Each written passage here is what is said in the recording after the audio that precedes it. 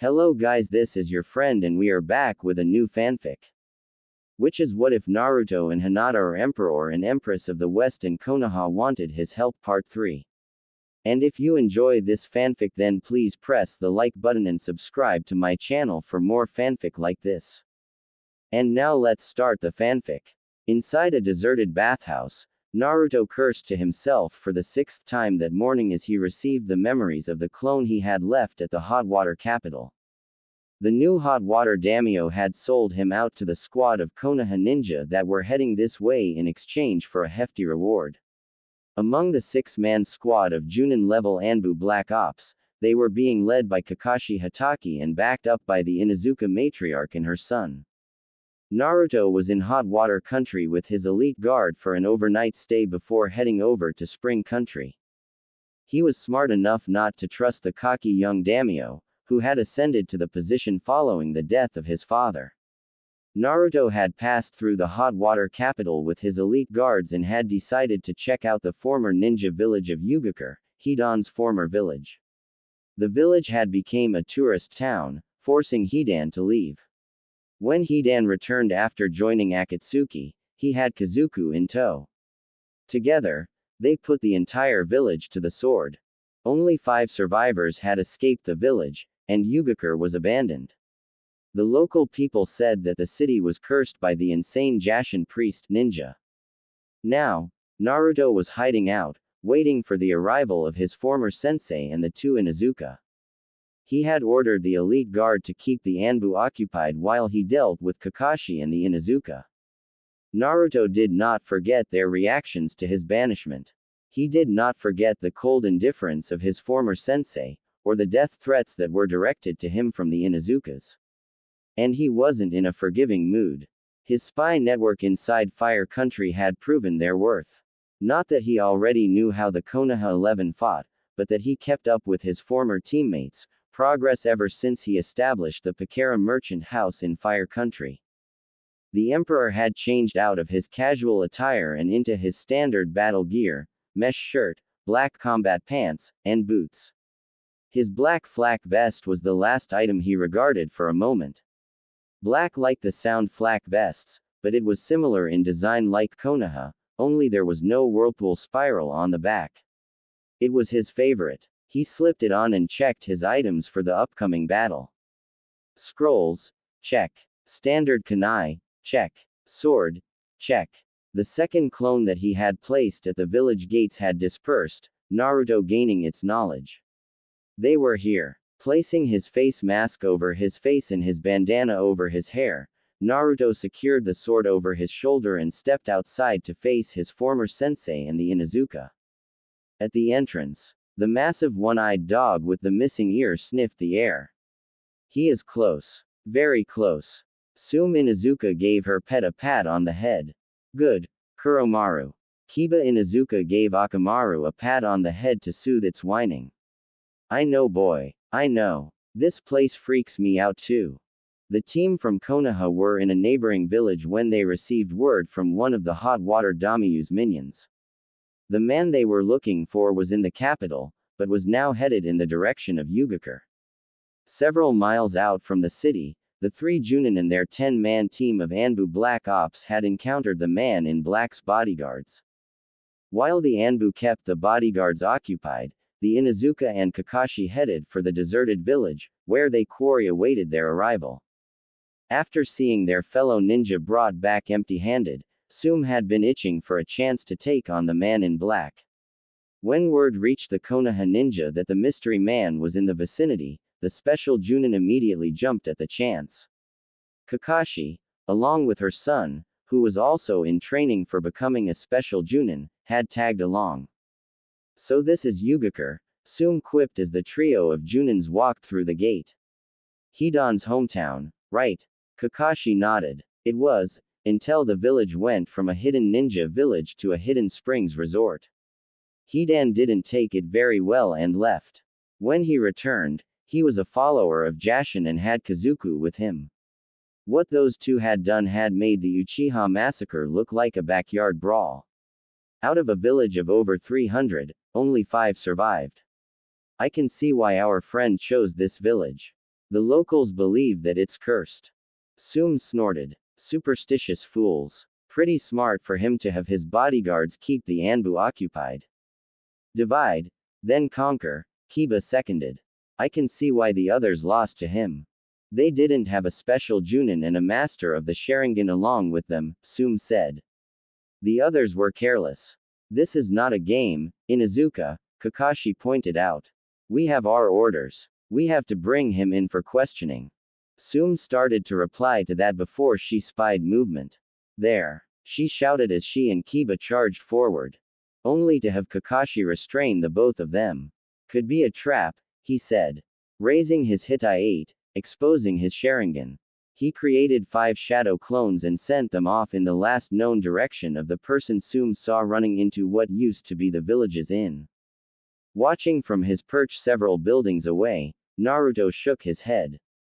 All too predictable, Hitaki, he muttered to himself as the 5 clones chased after his own shadow clone. A shadow clone loaded down with explosive tags.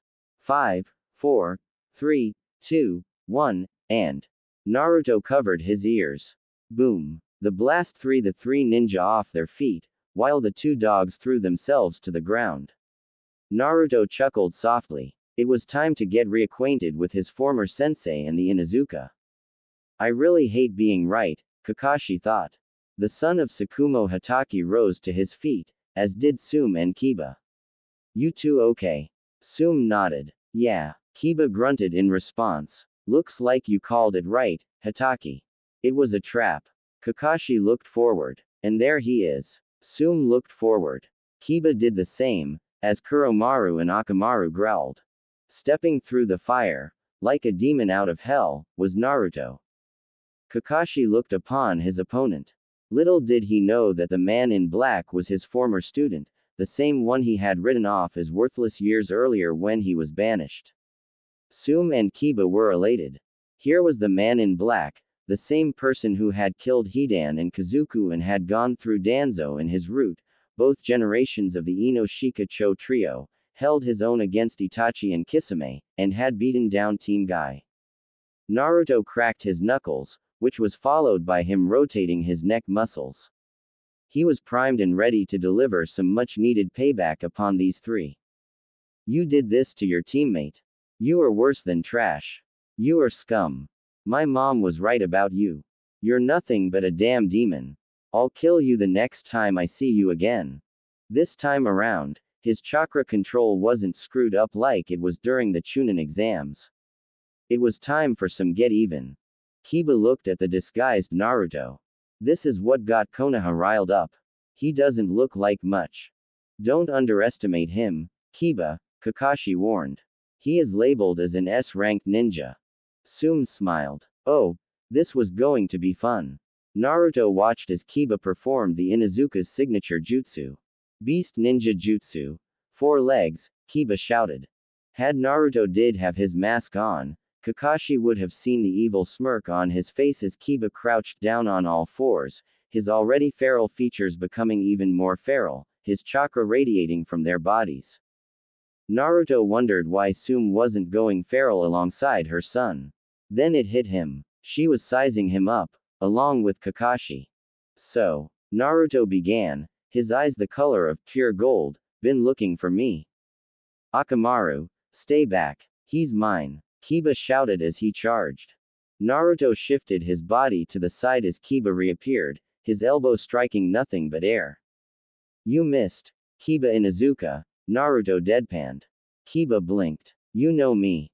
That one distraction cost the male Inuzuka, as he did not see Naruto's fist on a course for his chin. It was a full body swing too, came out of Konaha from where he was born, hooked a right through the Ninja Academy, picked up even more speed through the Chunin exams, and was forged in the fires of the Unification Wars. Crunch. Kakashi winced as the uppercut from hell caught Kiba square in the chin and launched the feral boy in the air and backwards. He landed on his back, and slid to a stop in front of his dog, Sum, Kuromaru and Kakashi. Kiba shook off the blow, but even he had to admit that it hurt like hell. Naruto chuckled darkly. This reminded him of the first time he had fought the Inuzuka during the Chunin exams, when Kiba knocked him on his. Kiba tasted blood. He spat it on the ground. First time in a while since someone made me bleed, Kiba said as he retrieved two familiar-looking pills. Looks like the rumors were right about you, but it's not enough. Akamaru. The dog barked as Kiba tossed one of the pills in his mouth, while he swallowed his own. When Akamaru's fur turned red, Naruto knew what was going to happen. Tsume smiled as her son performed the beast clone jutsu. It's over. Kiba has won. Kakashi did not share in Tsume's optimism as Akamaru transformed into a clone of Kiba. You can stop the macho act, the real Kiba began. And give up, the false Kiba finished. You're finished. You think that, wouldn't you? Naruto replied. Defeat me first, then boast. Until then, less talking, more fighting. Both Kibas charged. Much to their surprise, Naruto charged in as well, leaving only an afterimage of him standing before. Much to Tsume and Kakashi's surprise, Naruto was holding his own against Kiba and Akamaru. Amazing, Kakashi muttered as he tracked the action with his Sharingan. Rock Lee said that this guy's taijutsu was flawless. He's keeping up with Kiba. Even more interesting is that he's not using his chakra to it. Tsume growled. She had taught her son better than this. Meanwhile, Naruto was calmly blocking, dodging and weaving through the two Kiba's attacks. Let's see if I can provoke him into doing the Gatsuga, Naruto thought.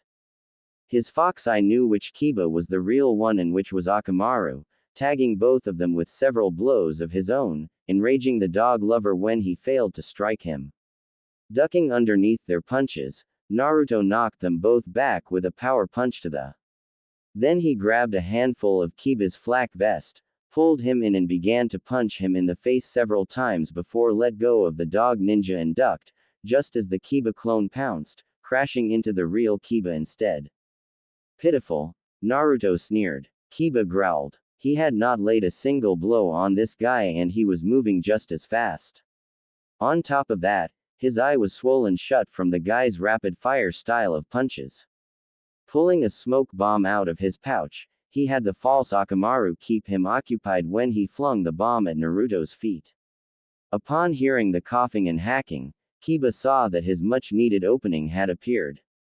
Akamaru, now! Kiba shouted as they both charged into the smoke spinning into the Inuzuka signature technique. Gatsuga. Wham! When the smoke cleared, both Kiba and Akamaru, who had reverted back into his original form, stood proud and tall over the still form of the man in black. Hey! Kiba breathed. Told you, that you already lost. Tsume let out a whoop of joy. That's my boy. You showed him what the Inuzuka could do. Her and Kiba's elation was short-lived, as the body of the man in black vanished in a poof of smoke. Kakashi spied movement from above and looked up. Kiba, watch out! Kakashi shouted, pointing upwards. Kiba looked up, just in time to see Naruto sailing at him as he finished off several seals. Wind release. Deadly tempest. Kiba didn't know what hit him. All he felt was a blast of supercooled air that struck him with the force of a stampeding bull, which. All too easy, Naruto replied as he rose to his full height. Impressive, Kakashi thought. When Kiba threw that smoke pellet, he used a shadow clone while he escaped. I barely registered him jumping into the air. He masked his chakra while at the same time, using it to escape the Gatsuga. His mastery of battle tactics is on par with the Nara. And that jutsu. Tsume shook her head. Kiba, you idiot. As Akamaru reverted back to its original form, Kiba said one thing before losing consciousness. Mama, I hurt. Kuromaru, ready? Tsume asked as she rose to her height. As always, Kuromaru replied. My son may be Junin, but he still has a lot to learn, Tsume said. She then activated the beast mimicry, followed by the beast clone, transforming Kuromaru into a clone of herself.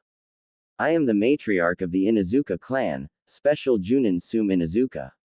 You have proven to be a worthy adversary in your encounters with my fellow ninja. But it ends here. Then show me. Sume Inuzuka, Naruto replied as he went into another stance, think Guken's stance from SSF4. Show me what a special Junin can do. There was no arrogance in his voice. His tone was casual, borderline cordial. It then dawned on Kakashi. He was toying with them. Sume, stop. Too late. Sume and Kuromaru charged.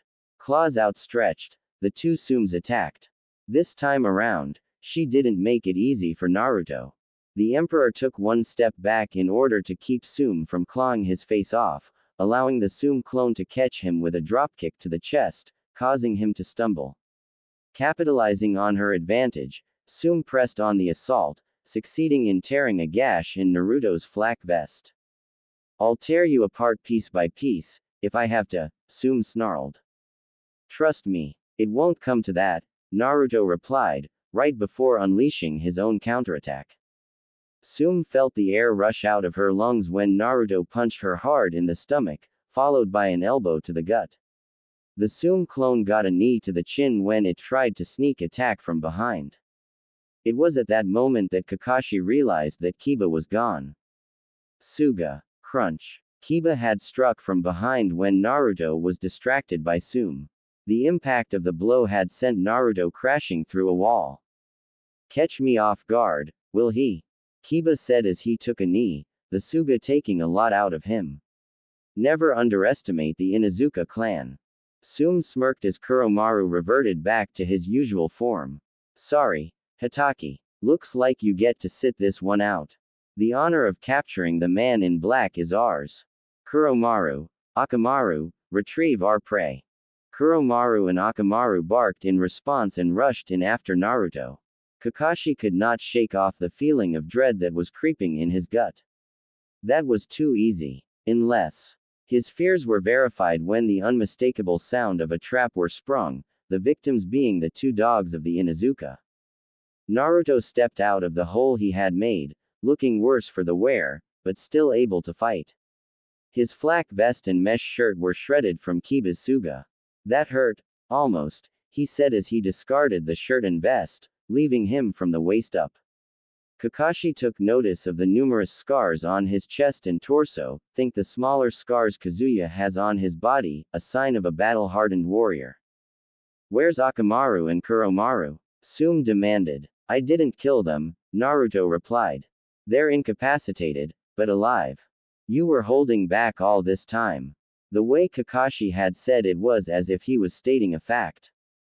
Of course, Naruto replied as he prepared himself for the upcoming assault. No matter how random things are, I always have a plan. And half of that plan has been executed by removing those walking fur coats out of the equation. The second half is simply beating you three down. Assuming his fighting stance, he said, so, who wants to dance? Shut up. You talk too much. Kiba shouted as he charged. Kiba, wait. Both Kakashi and Sume shouted. Too late. Kiba's hot-headedness had cost him. Crunch. Naruto's fist had broken Kiba's nose. As Kiba screamed in pain, Naruto swung his other fist with chakra-backed strength, catching Kiba on the jaw. The sickening crack that followed had verified that Kiba's jaw was broken. The male Inuzuka was sent flying before falling into a heap on the ground. Kiba! Sume screamed. Naruto smirked evilly. Kiba was just too predictable. One Inuzuka down. One to go. This time, Kakashi joined the enraged Inuzuka clan head in attacking the Emperor. Kakashi armed himself with a pair of kunai.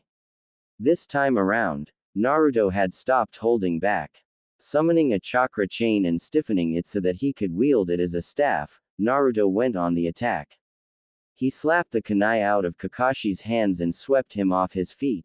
The older man was forced to roll out of the way when the Emperor attempted a leaping overhead strike, causing him to miss. Sume attempted a Suga of her own, but Naruto used the chain as a pole vault, propelling himself into the air, just as Sume spun past him. When she landed, she felt the chain-like staff strike her on the back of her skull, leaving her stunned. Kakashi tried to attack Naruto from behind, only to find himself in a reverse armbar.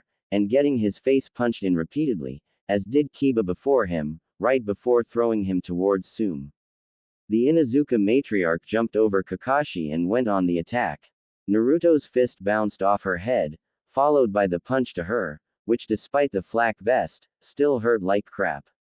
The roundhouse kick to the side of her head sent her spinning to the ground. Kakashi retrieved his kunai and lunged forward, but Naruto elbowed him in the face, grabbed a handful of his hair and with one blow, ruptured his left eye socket. Twisting his former sensei's body so that he was bent and facing the ground, Naruto slammed his knee into his face before grabbing his jaw and flung him away. Sume recovered and caught Naruto, raking her nails across his torso.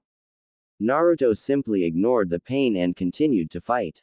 Ducking under a claw swipe to the face, Naruto punched Sume's torso with 20 blows in the space of 3 seconds, followed by a right cross which busted her lip, and a kick to the chest, knocking her back. Naruto turned to Kakashi, who was just finishing up a long string of seals. Now what? Naruto thought as he looked at Kakashi, who was standing next to a lake. Monkey, bird, young water, rat, boar, bird. His eyes widened as he recognized the jutsu, as it was also used by Zabuza and Haku. Oh, crap. Water release. Water dragon bullet. Kakashi shouted. Naruto's reaction was instant. When the massive water dragon reached its apex, Naruto began his own set of hand seals. One thing about Naruto was his uncanny talent for battle tactics, which was honed during his years of fighting in the Unification Wars. As Kakashi and Sume watched, Naruto countered Kakashi's jutsu with his own, just as the water dragon dove for him. Fire release. Deadly tempest. Naruto bellowed. The vortex of superheated air crashed into the water dragon, canceling the other out. It also had the effect of blanketing the entire area with steam. He knows fire jutsu as well. Kakashi wondered as he felt Sume back up to him. Damn it. Asuma and the Aburame called it right. His eyes are blocking the Sharingan's ability to copy his jutsu. Where is he? Sume demanded. I can't see anything. We have to wait until the steam clears. Naruto, in the meantime, could see everything. Deciding to incapacitate Sume first, he created a shadow clone to get her attention. The decoy worked, and Sume went after it, ignoring Kakashi's yells for her to stop. Suga. Sume screamed as she drilled through the steam, striking the decoy in the back. Had she been paying attention, she would have saw that it was a clone. Once she landed, Naruto struck with brutal efficiency. Sume spun around, and threw one clawed hand at Naruto, only to have the younger man grab her wrist. When she tried to attack him with her other hand, he did the same.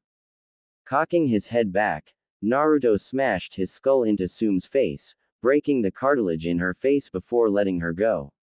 Interlocking his hands together, he delivered an upward hammer blow which knocked her into the air, before slamming her back to the ground with a downward hammer blow. Sume felt his foot in her back. Then she felt the 2 punches mid-torso, which was followed by the elbow into her shoulder, which broke her collarbone. Kakashi heard the scream from the Inuzuka matriarch and rushed to her last location. There, he found her, whimpering, holding her shoulder with her remaining hand, blood flowing freely from her nose.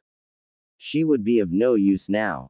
By that time, the steam had cleared. Kakashi was alone. Sume and Kiba were both down. All that remained was him and Naruto. Naruto faced down his former sensei. All the memories of him favoring Sasuke over him came flooding back in an instant. The wave mission, in which he and the Banshee were ordered to practice tree climbing and chakra control while he trained his precious Uchiha. The Chunin exams, in which he had told Naruto that he was training Sasuke and not him. And that day when he was banished for simply doing his job, and Kakashi was one of many who had condemned him. So what? Sasuke had been returned battered and bruised. The life of a ninja was full of risks. Kakashi didn't blink when he noticed the Chidori wound in his shoulder. Can't use the Sharingan, Kakashi thought, hoping that his only memento of Obito was not damaged. Kiba and Sume are down. I'm gonna have to use the Chidori when I get the chance. That was all Kakashi could think before Naruto was upon him. The Anbu captain could do nothing but block as his unknown to him former enraged student unleashed nearly 3 years of pent-up frustration and anger upon him. Kakashi coughed up blood as he felt several of his ribs break from the onslaught. The man in black was unwavering in his assault upon him. Even more worse, whenever Kakashi tried to counterattack, it was as if the man in black was reading his every move. His counter-strikes were indeed brutal. In desperation, Kakashi performed a substitution, appearing behind Naruto while he had punched out a log that took Kakashi's place. Chidori. Naruto wasn't going to fall for that again. Imperial style. Flash step, he whispered. Naruto had derived the flash step from the Hirishin. He already can move just as fast as Lee without the weights, but using chakra to boost his agility, he found he could move fast to the point that he would leave an afterimage without the signature yellow flash. Something that Kakashi had found out the hard way, as he realized way too late that Naruto was behind him. With a yell, Naruto nailed Kakashi with his final attack. Boot. Gya. Naruto's revised version of the 1,000 years of pain had met its mark, and sent Kakashi flying. The Junin landed hard on his right side when he was sent crashing through a tree, the impact breaking his right arm and leg. Kakashi whimpered as he tried to get to his feet, but to no avail. Finally, Kakashi lost consciousness. Naruto took a moment to get himself under control. Looking around, he saw that all 3 Konaha Junin were out cold, but alive. When Yahiko and the rest of the elite guards had showed up after blowing past the Anbu, they found Naruto crouched over Kakashi. The reason being, Naruto remembered Kakashi having one of his father's Hirishin kunai in his possession. Said kunai was now in Naruto's hand, having pilfered it from Kakashi's effects. You of all people don't deserve this, Naruto said as he pocketed the kunai. You, Kakashi Hatake abandoned me in favor of the Uchiha. I am not the scum you once proclaimed me to be. You are. Boss. Are you all right? Yahiko asked. Naruto nodded. I'll live. Let me grab my things. It seems that hot water country is not worthy of having a Pakera branch here. It's time for us to leave. Once Naruto had gotten his belongings, he performed the demon's gate jutsu. By the time the second squad of Anbu had arrived, all they found were 2 dogs in a net, and 3 broken Konaha Junin. Konaha Hospital, Konohagakure, 2 days later. While taking their daughter for a routine checkup, Asuma and Kurenai Sarutobi decided to check in on Sume Inuzuka. The Inuzuka matriarch was in her son's room. Sume's arm was in a sling, her collarbone reset, as was her nose, as the bandage over that was any proof. Kiba was out cold, his jaw having to be rewired, his nose also reset. Akamaru and Kuromaru, who were on the ground resting, raised their heads, but calmed down once they saw that it was the Sarutobi clan head and his wife. Asuma knew the Inuzuka clan head for many years, as did Kurenai, since they both were on the same team together back when they were younger, and despite everything, they remained friends.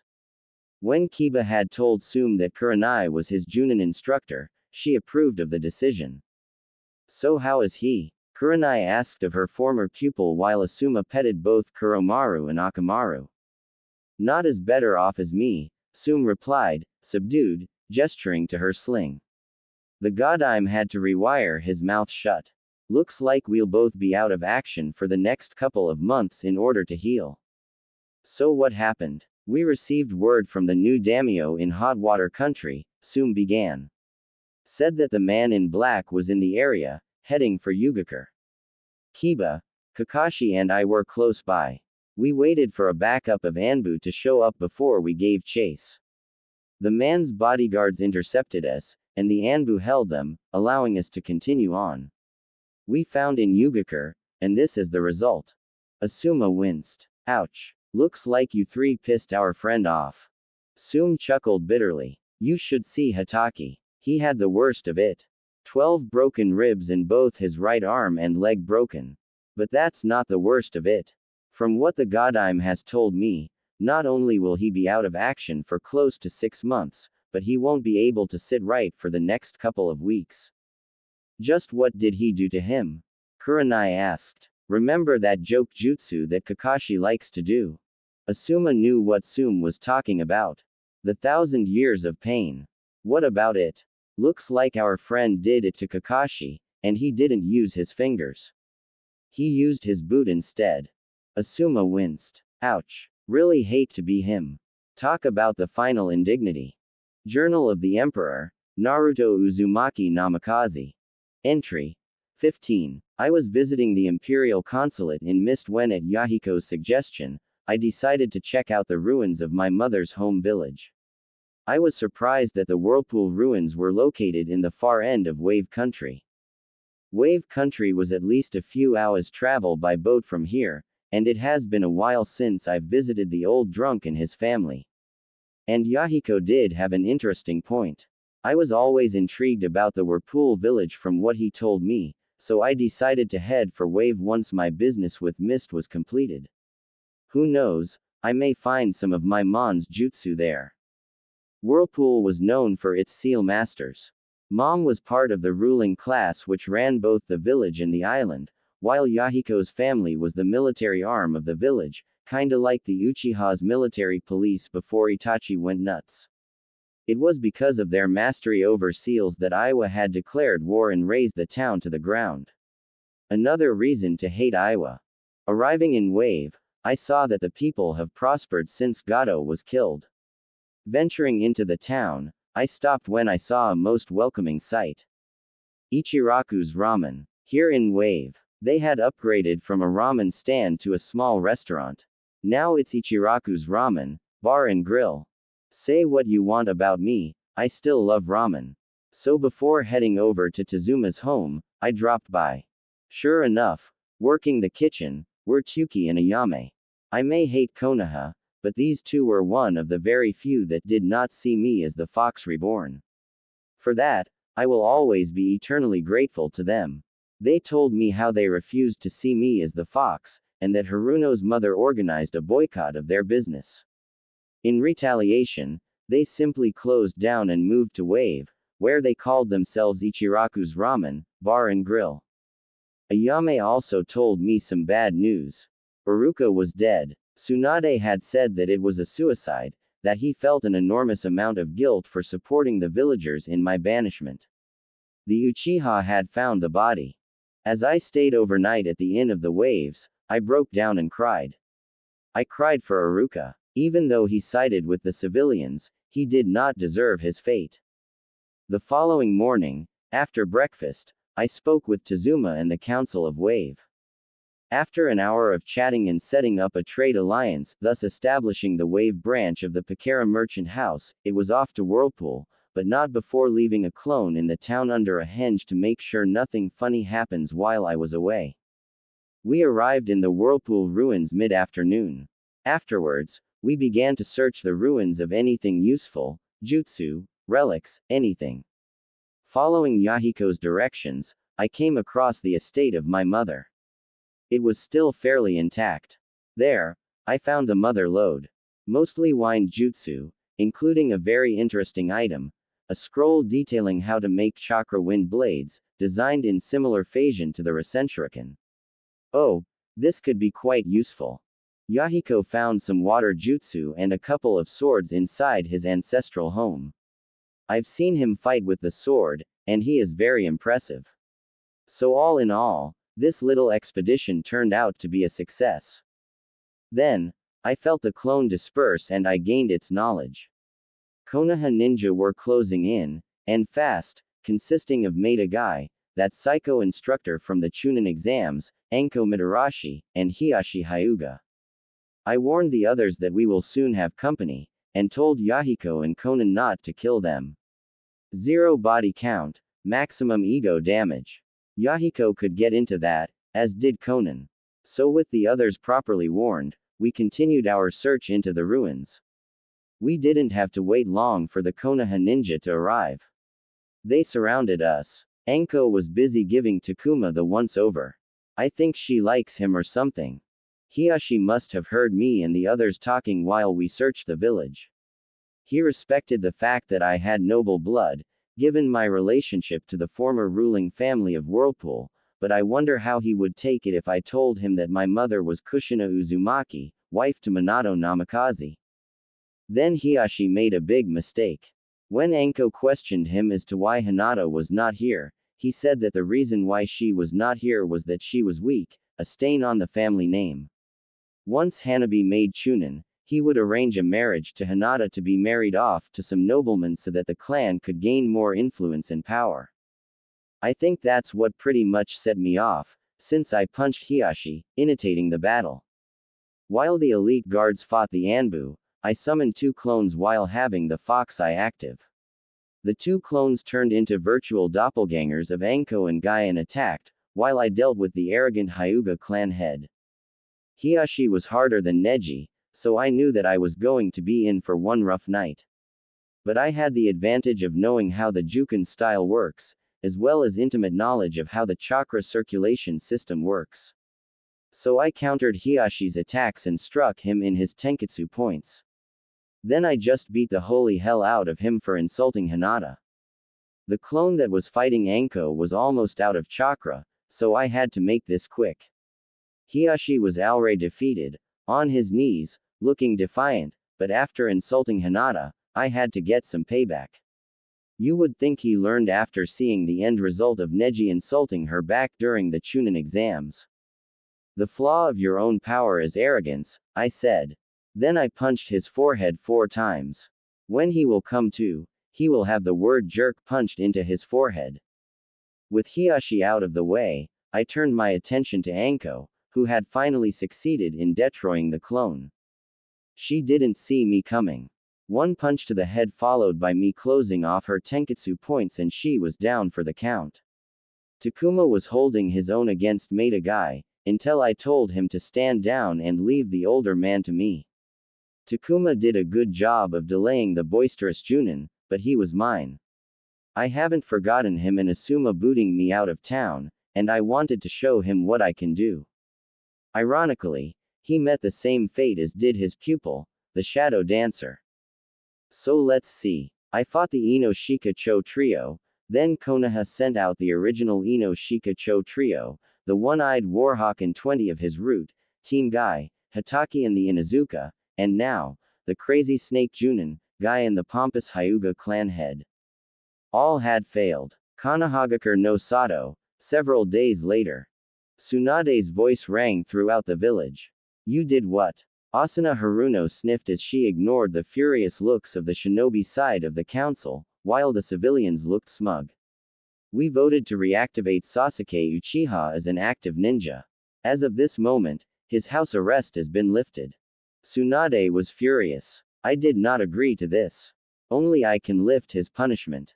If it's any consolation, most of the shinobi half voted against it, Asuna replied, but the votebreaker came from Lord Hyuga himself.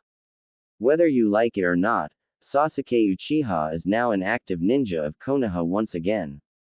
Tsunade growled. Fine. Just to make sure he does not run off to Orochimaru, I will add a stipulation to this decision.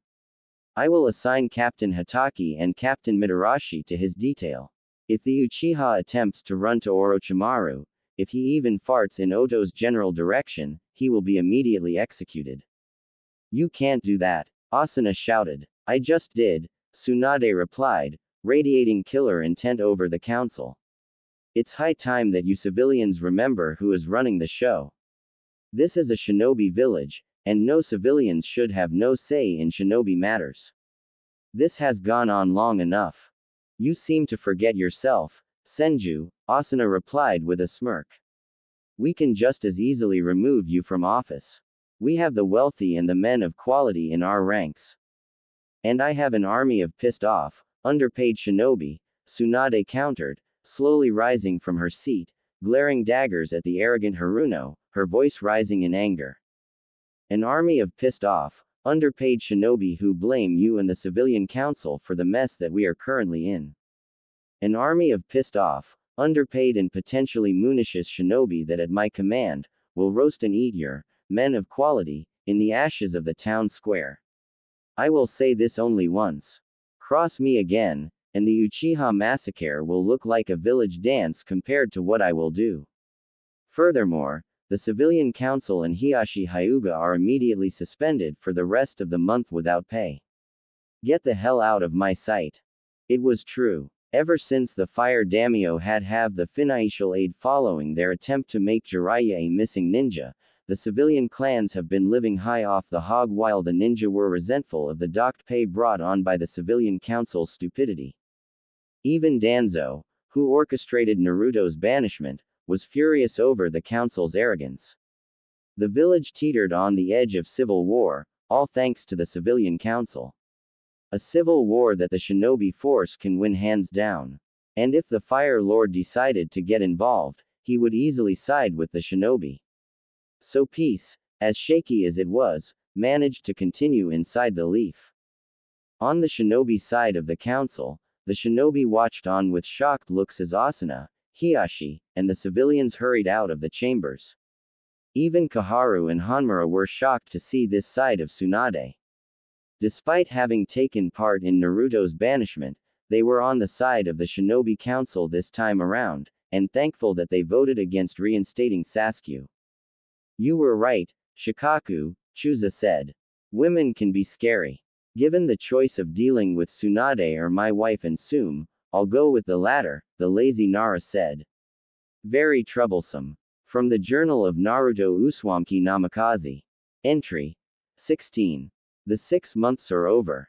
Right now, I'm in Suna, having been personally invited by Gaara for the duration of the Chunin exams. The elite guards are staying at the Imperial Consulate, while I am at the Cage Tower. The Chunin exams in Suna were done in the same fashion as they were done back in Konaha. Only this time, instead of the Forest of Death, Gaara had used a deserted part of Suna for the scroll retrieval assignment. I had faith in Team Misfits. Although I really can't call them that anymore. But Maru, Moegi and Udon kept the nickname as a badge of honor. Sanshi, Okajima, Yamada and Chiba had trained them well. I had heard that they also breezed through the written exam in record time. But I knew that another confrontation with the Konaha ninja would soon be inevitable. Flashback. After witnessing the confrontation between Hinata and the Konaha ninja, Naruto departed for the Imperial Consulate. While walking through a side street, he met up with Yahiko and Konan. After explaining his intentions regarding Hinata, he asked Konan to tail Hinata for the next 2 days in order to get her schedule down. Once that was done, he would use one of the Imperial courier ninjas to summon Hinata to the Imperial Consulate. With the presence of the Konaha ninja, as well as that of the Iwa ninja, Naruto had to once again go incognito as he was clad in his longcoat, vest and boots, his cage-style hat and face mask. Walking down a side street, Naruto, Konan and Yahiko headed in the direction of the Cage Tower to meet with Gaara. The ruler of Suna was very interested in meeting with the former Akatsuki founder and his lover, and Naruto was taking the both of them to him for a quick sit-down. So far, with the exception of Gaara himself, Fu and Yagura, the remaining Jinchuriki were safe in his empire, and the Akatsuki were none the wiser. Naruto stopped in mid-step. Yahiko and Konan also stopped. What is it? Yahiko asked. We're not alone, Naruto calmly replied as he turned around, as did his 2 bodyguards. Almost immediately, Yahiko drew out his swords, while Konan had her paper shurikens in between her fingers. Behind him were Kurenai Yuhi, Sakura Haruno, Kiba Inuzuka, Kakashi Hatake, Enko Mitarashi, and Tenten. Kiba had not forgotten the crushing defeat that he had given him, and was ready to attack. However, as Naruto calmly used a scroll to summon his sword, he relented. Kiba, you can't fight him here. Stepping in between the Inuzuka and his giant dog, was the one person that Naruto wasn't expecting to see. Clad in the standard Junin uniform with the Uchiha crest on the sleeves, hiltless katana over one shoulder, and Konoha Hitai on his head, was Sasuke Uchiha. Naruto felt his emotions rising, but immediately suppressed them. If Sasuke was here, then that means Konoha was getting incredibly desperate in trying to bring him in. Naruto chuckled inwardly. Unknown to his former teammates and sensei, Cell 7 was back again. Only this time, they were on opposing sides. I already met Itachi. You must be Sasuke Uchiha, Naruto remarked dryly. What do you want with me? You fought against the Konoha elite, Sasuke replied calmly. You even killed two S-class criminals and held your own against my brother. I want you to fight me. Naruto considered this very carefully. This could earn him the closure he needed, to close the book on Konoha once and for all. Oh, if he could only be there when Sasuke tells them that the man that they were chasing is the Emperor of the West. But Naruto wondered how Konoha would take it if they found out that the Emperor was the former container to the Nine Tails. I accept your challenge, Uchiha, Naruto replied. But not here. Once the Chunin tournament is completed, we will fight in the Suna arena. Kakashi raised an eyebrow. Will Gaara allow it?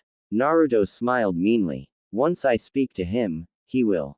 I hope you can give me a better challenge than your brother. Then you are a coward, Sakura sneered. If you were a real man, then you would fight Sasuke now. When I want your opinion, you pink-haired freak, I will ask for it, Naruto replied. Until then, you can reattach your lips to the Uchihas, fangirl. Something inside Sakura snapped. With a yell, she charged, fist cocked back, ready to fly. Sakura, stop. The three senior Junin shouted, but to no avail. Naruto simply stood his ground as Sakura threw her punch. Predictable as always, Haruno, he thought as he stopped her punch with one finger. Then he used a palm strike to the torso to knock Sakura back to Kakashi. With Sakura dealt with, Naruto turned to Sasuke. You have 3 days to prepare, Uchiha, as he turned on his heel and walked off, Konan and Yahiko trailing behind. End flashback. After that confrontation, I made my way to the Cage Tower and after Gaara had talked with Konan and Yahiko, told him of the challenge the Uchiha has thrown to me, and that I wished to fight him inside the Suna arena once the Chunin exams are over. Gaara didn't have no love for Sasuke, and agreed to my offer. I retreated to the Imperial Consulate to not only prepare for the match, but to also make plans in contacting Hinata. Entry 18. Took me 2 days, but I contacted Hinata. Right now, she is asleep, safe inside the Imperial Consulate. Her father had placed that damned seal on her, the same one that Neji had, and shoved her inside the Branch family when she lost to Hanabi.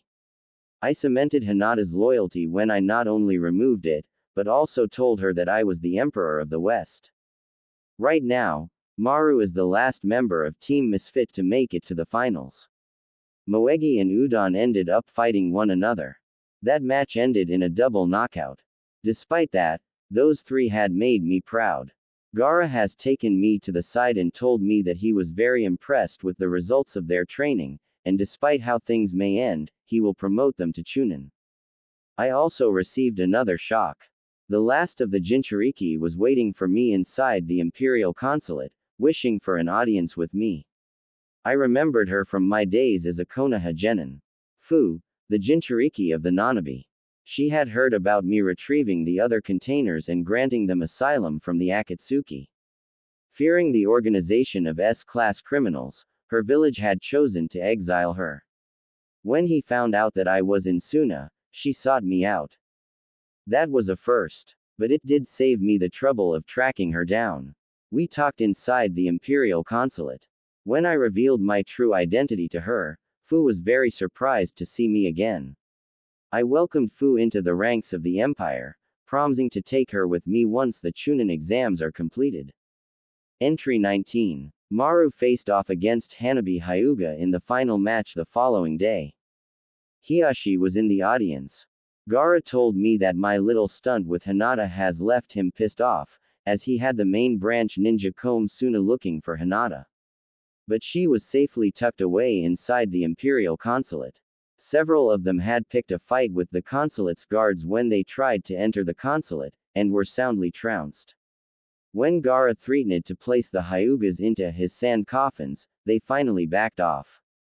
As for the final match, it kinda mirrored my match with Neji back in Konaha. Only difference was that Hanabi wasn't sprouting that fate bullshit, but she was acting like her shit didn't stink. Typical Hyuga superiority complex. But what she didn't know was that I taught Maru how to counter the Jukin style when it became clear to me that he was going to fight her.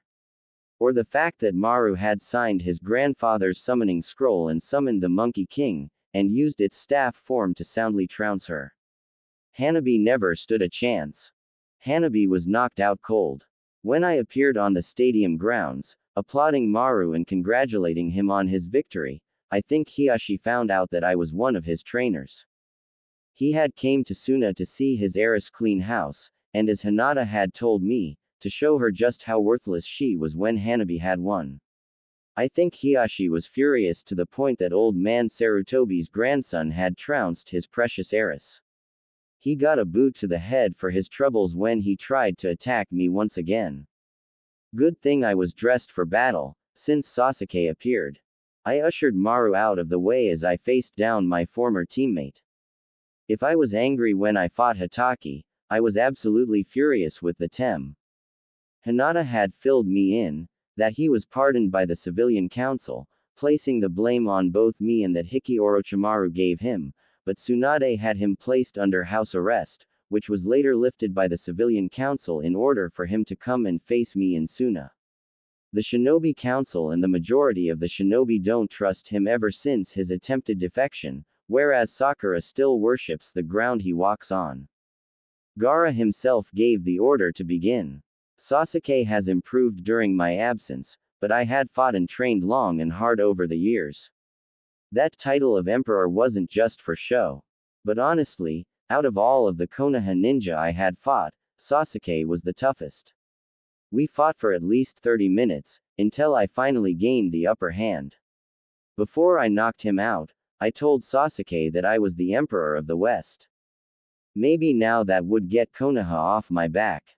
After the match, I returned to the Imperial Consulate, and waited for the town to clear of the visiting ninja.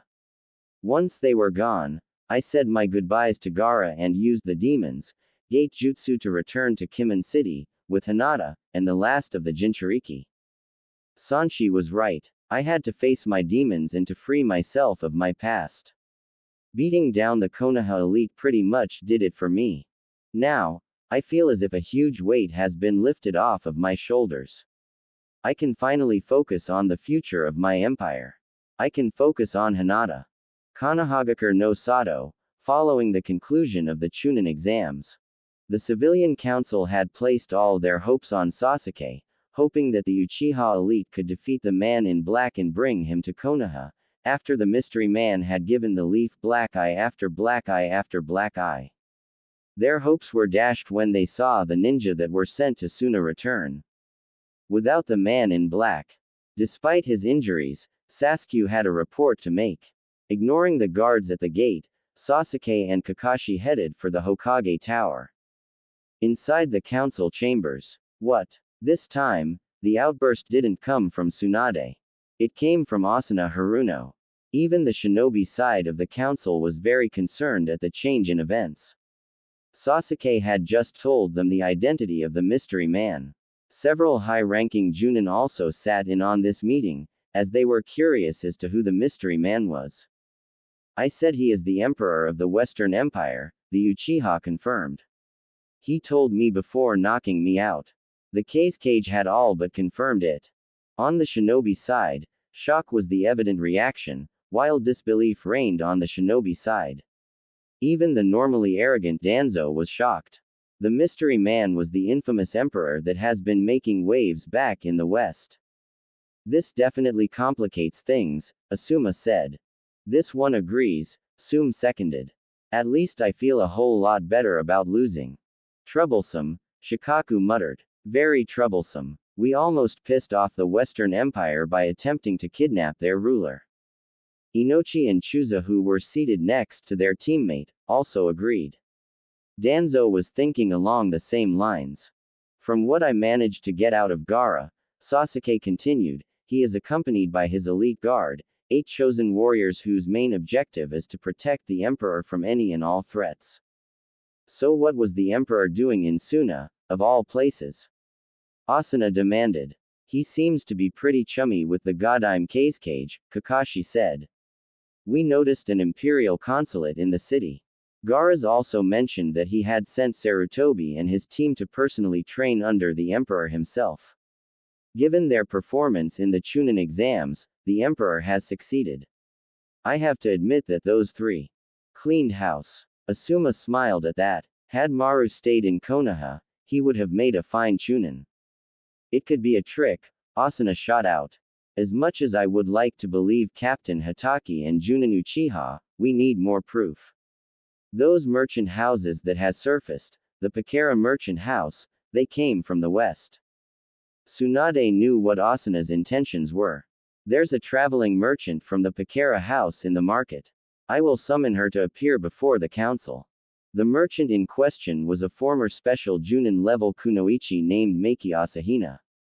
Following the Unification War, she had left her unit at the age of 27 and had signed on to the Western Empire's Intelligence Division, which ultimately led her to the east, her assignment being Fire County. Her cover was that of a kunoichi turned traveling merchant working for the Pakera Merchant House's Fire Country branch, located within the imperial consulate inside the fire capital. Tsunade found it strange that the emperor had refused to allow a fire consulate inside his empire. She also had a paltry bounty of 25 million ryo placed on her head, given her role in killing a group of bandits who had tried to raid the Pakera merchant caravan while on the road to the fire capital. Twice a week, she and her entourage of Pakera merchants would travel to Konaha. She was also loyal to her emperor to the point that she nearly blew her cover when she ended up arriving on the anniversary of Naruto's banishment. Fortunately, her coworkers had managed to calm her down. So imagine her surprise while packing up the stand and preparing for the trip back to the fire capital. She was summoned to the Hokage Tower by 3 members of the Anbu to face the Konaha Council. Tsunade looked at the former kunoichi, easily identified by her crimson flak vest and her ninjutsu, which was strapped to her back. Meiki looked back at her with a bored, yet curious expression. The slug sage cleared her throat. First off, thank you for coming to this meeting. You are not in trouble of any kind. We just have some questions we would like to ask of you. Meiki shrugged her shoulders. Shoot. First off, what is your name? Tsunade asked. Meiki Asahina, former captain of the Imperial Defense Forces, 3rd Battalion, 7th Division, 1st Squad. Now, I'm a merchant with the Pakera Merchant House, Meiki replied. A merchant, yet you are armed and wear the flak vest of a ninja, Kaharu pointed out. I wear this as a badge of honor. To remind myself that even though I am a merchant, I will always be a ninja, Meiki replied. The katana is for merely self-defense. The shinobi could respect that, Danzo included. An Anbu handed her the picture of the disguised Naruto. Can you identify this man? Tsunade asked. Of course, Meiki replied. That's His Imperial Majesty, the Crimson Fury of the Empire. In other words, he is the Emperor of the West. Whispers and murmurs were heard throughout the council chambers. Does he have a name? Danzo asked. He does, but I am under orders not to say it. The Emperor has many enemies, and there are those in the East who wish to make a name for themselves by eliminating His Imperial Majesty and take his throne. His clan is virtually the richest out of all of the clans in the West. That was understandable to the gathered shinobi. That's not good enough, Asuna Haruno snapped. Tell us his name. Meiki turned to the civilian council member. You don't like that. Tough shit. I answer to the Emperor, not you.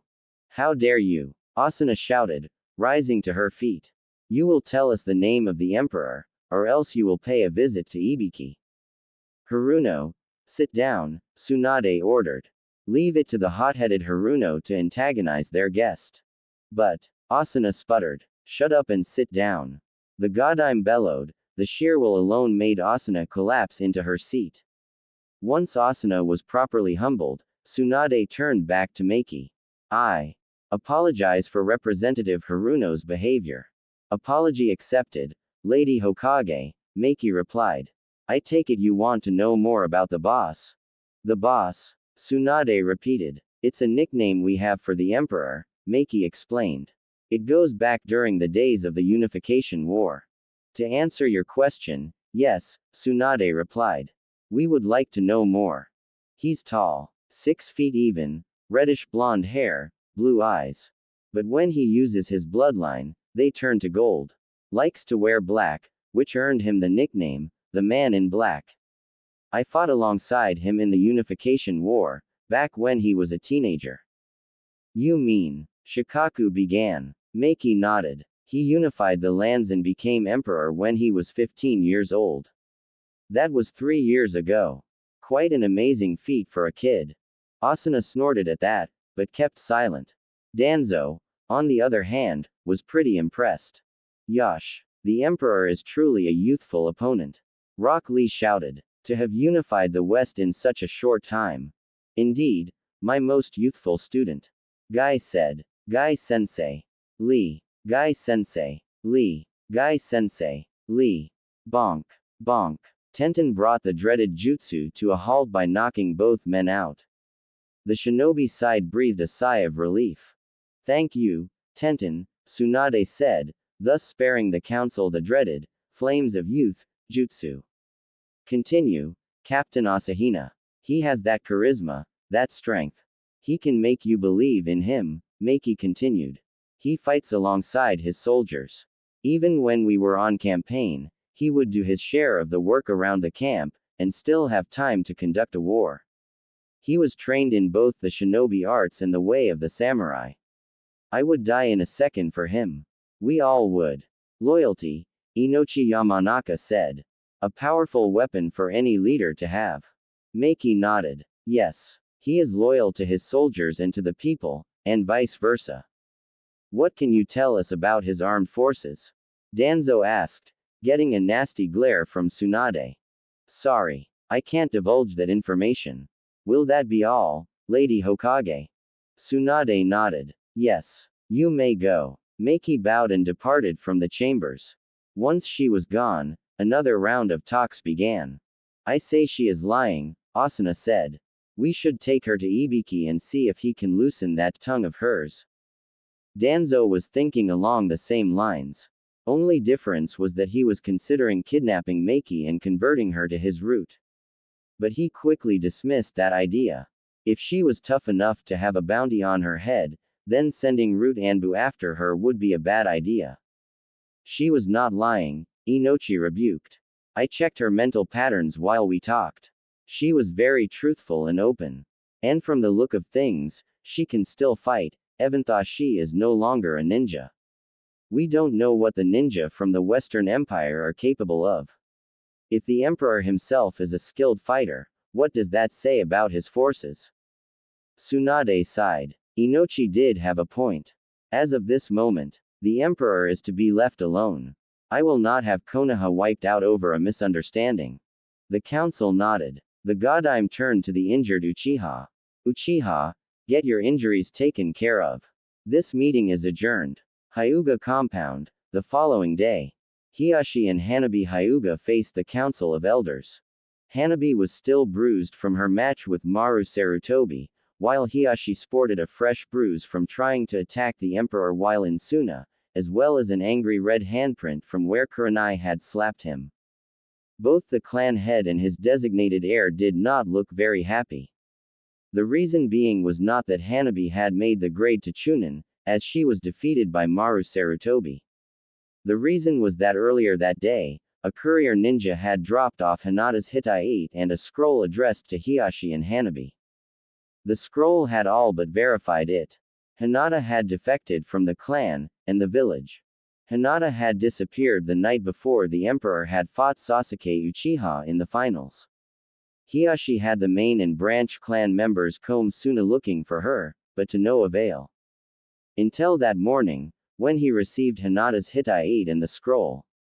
The scroll was simple and to the point, and it was from the Emperor of the West. To Lord Hiashi Hyuga and Hanabi Hyuga, heir apparent of the Hyuga clan. As of this moment, Hinata Hyuga has been granted political asylum. She is no longer a chunin in the Konohagakure shinobi forces, nor is she no longer a citizen of Konohagakure no Sato, as she is under my protection. I have personally removed the caged bird seal from her, thus freeing her from any and all obligations owed to the Hyuga clan. Sincerely, the Emperor of the Unified West. It was after he had received the letter that he tracked down Kurenai Sarutobi. She was out with her husband and their daughter, as well as with the Ino Shika Cho trio. Flashback. Earlier that day, Hiyashi, along with Hanabi, found Kurenai Sarutobi in the middle of lunch. Said ninja was with her husband and daughter inside a restaurant. Also tagging along was Asuma's former students, Shikamaru Nara, Choji Akamaiki and Ino Yamanaka. Do you know where my daughter is, Sarutobi? Hiyashi demanded, his voice laced with anger. The patrons in the meantime, had decided to clear out of the restaurant from the impending explosion that was soon to follow. Asuma had handed Hitomi to both Ino and Choji, and sent her outside as well. Kurenai looked back at the arrogant clan head with no fear. Which daughter? The one you pushed aside and branded? Or your precious little heir? Hiyashi's response to that was to slam down the scroll on the table. You know damn well which one I am talking about. Hinata was your responsibility during the Chunin exams. And you let her escape. Now Kurenai was getting angry. Don't you blame this on me, Hyuga, the red-eyed genjutsu mistress shot back. Whose idea was it to send her to Suna so she could witness Hanabi's triumph? That was your idea, not mine. By the way, how did Hanabi do in the exams? I see that she is not wearing a Chunin vest. Asuma, in the meantime, was reading the scroll, with Shikamaru looking over his shoulder. Is this for real? The chain-smoking clan head asked. Very, Hanabi replied. Just so you know, we are going to hold your wife responsible for this, Captain Sarutobi. My wife is not to blame, Asuma replied flatly. Your father was the ones who placed Hinata under virtual house arrest after branding her with that damned seal. And I have to agree with my wife. You sent her to Suna, and you underestimated her. Hinata is gone, and I hold you responsible, Hiyashi sneered. I hope you're happy, Kurenai Sarutobi. She is gone, to be a whore to that upstart of an emperor. Slap. In a flash, Kurenai was standing in front of the Hyuga clan leader. Said leader now had a red handprint on his face, the end result of Kurenai slapping him in full view of his daughter, Asuma and Shikamaru. Hanabi rushed in to intervene, but was stopped in her tracks by Shikamaru's kajmane. You are a damn fool, Hyuga, Kurenai spat out. You placed that damn seal on her when she wasn't the perfect little heiress you wanted. Both the main and cadet branch treated her like garbage because of her support towards Naruto. At least with the Emperor, she can be happy for once in her life. At the loss of face, both from his daughter leaving and being physically and verbally berated by the Genjutsu master, Hiyashi was ready to attack. However, a trench knife to the throat stayed his hand. He hadn't seen Asuma move that fast since, ever. Touch my wife, Hyuga, Asuma deadpanned, and I'll gut you where you stand. Before a brawl could ensue, a squad of Anbu Black Ops, led by Kakashi, intervened. End flashback. In the end, Hiyashi and Hanabi were reprimanded. Kurenai was cleared of any wrongdoing, but it was a bittersweet victory. Tsunade had to follow the rules of the Konaha Charter and Hinata was placed in the bingo book as AA-ranked missing ninja with orders to retrieve on site. Now, the clan head and his heir was in a meeting with the Hyuga Council.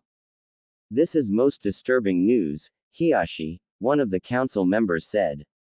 Not only did Hinata had defected from the clan and from Konaha, but the Emperor was able to remove the caged bird seal. Impossible. A female Hyuga main branch member said. That seal was designed to be permanent. How can the Emperor remove it? Either way, no one from the branch clan must not know about this, the first member said.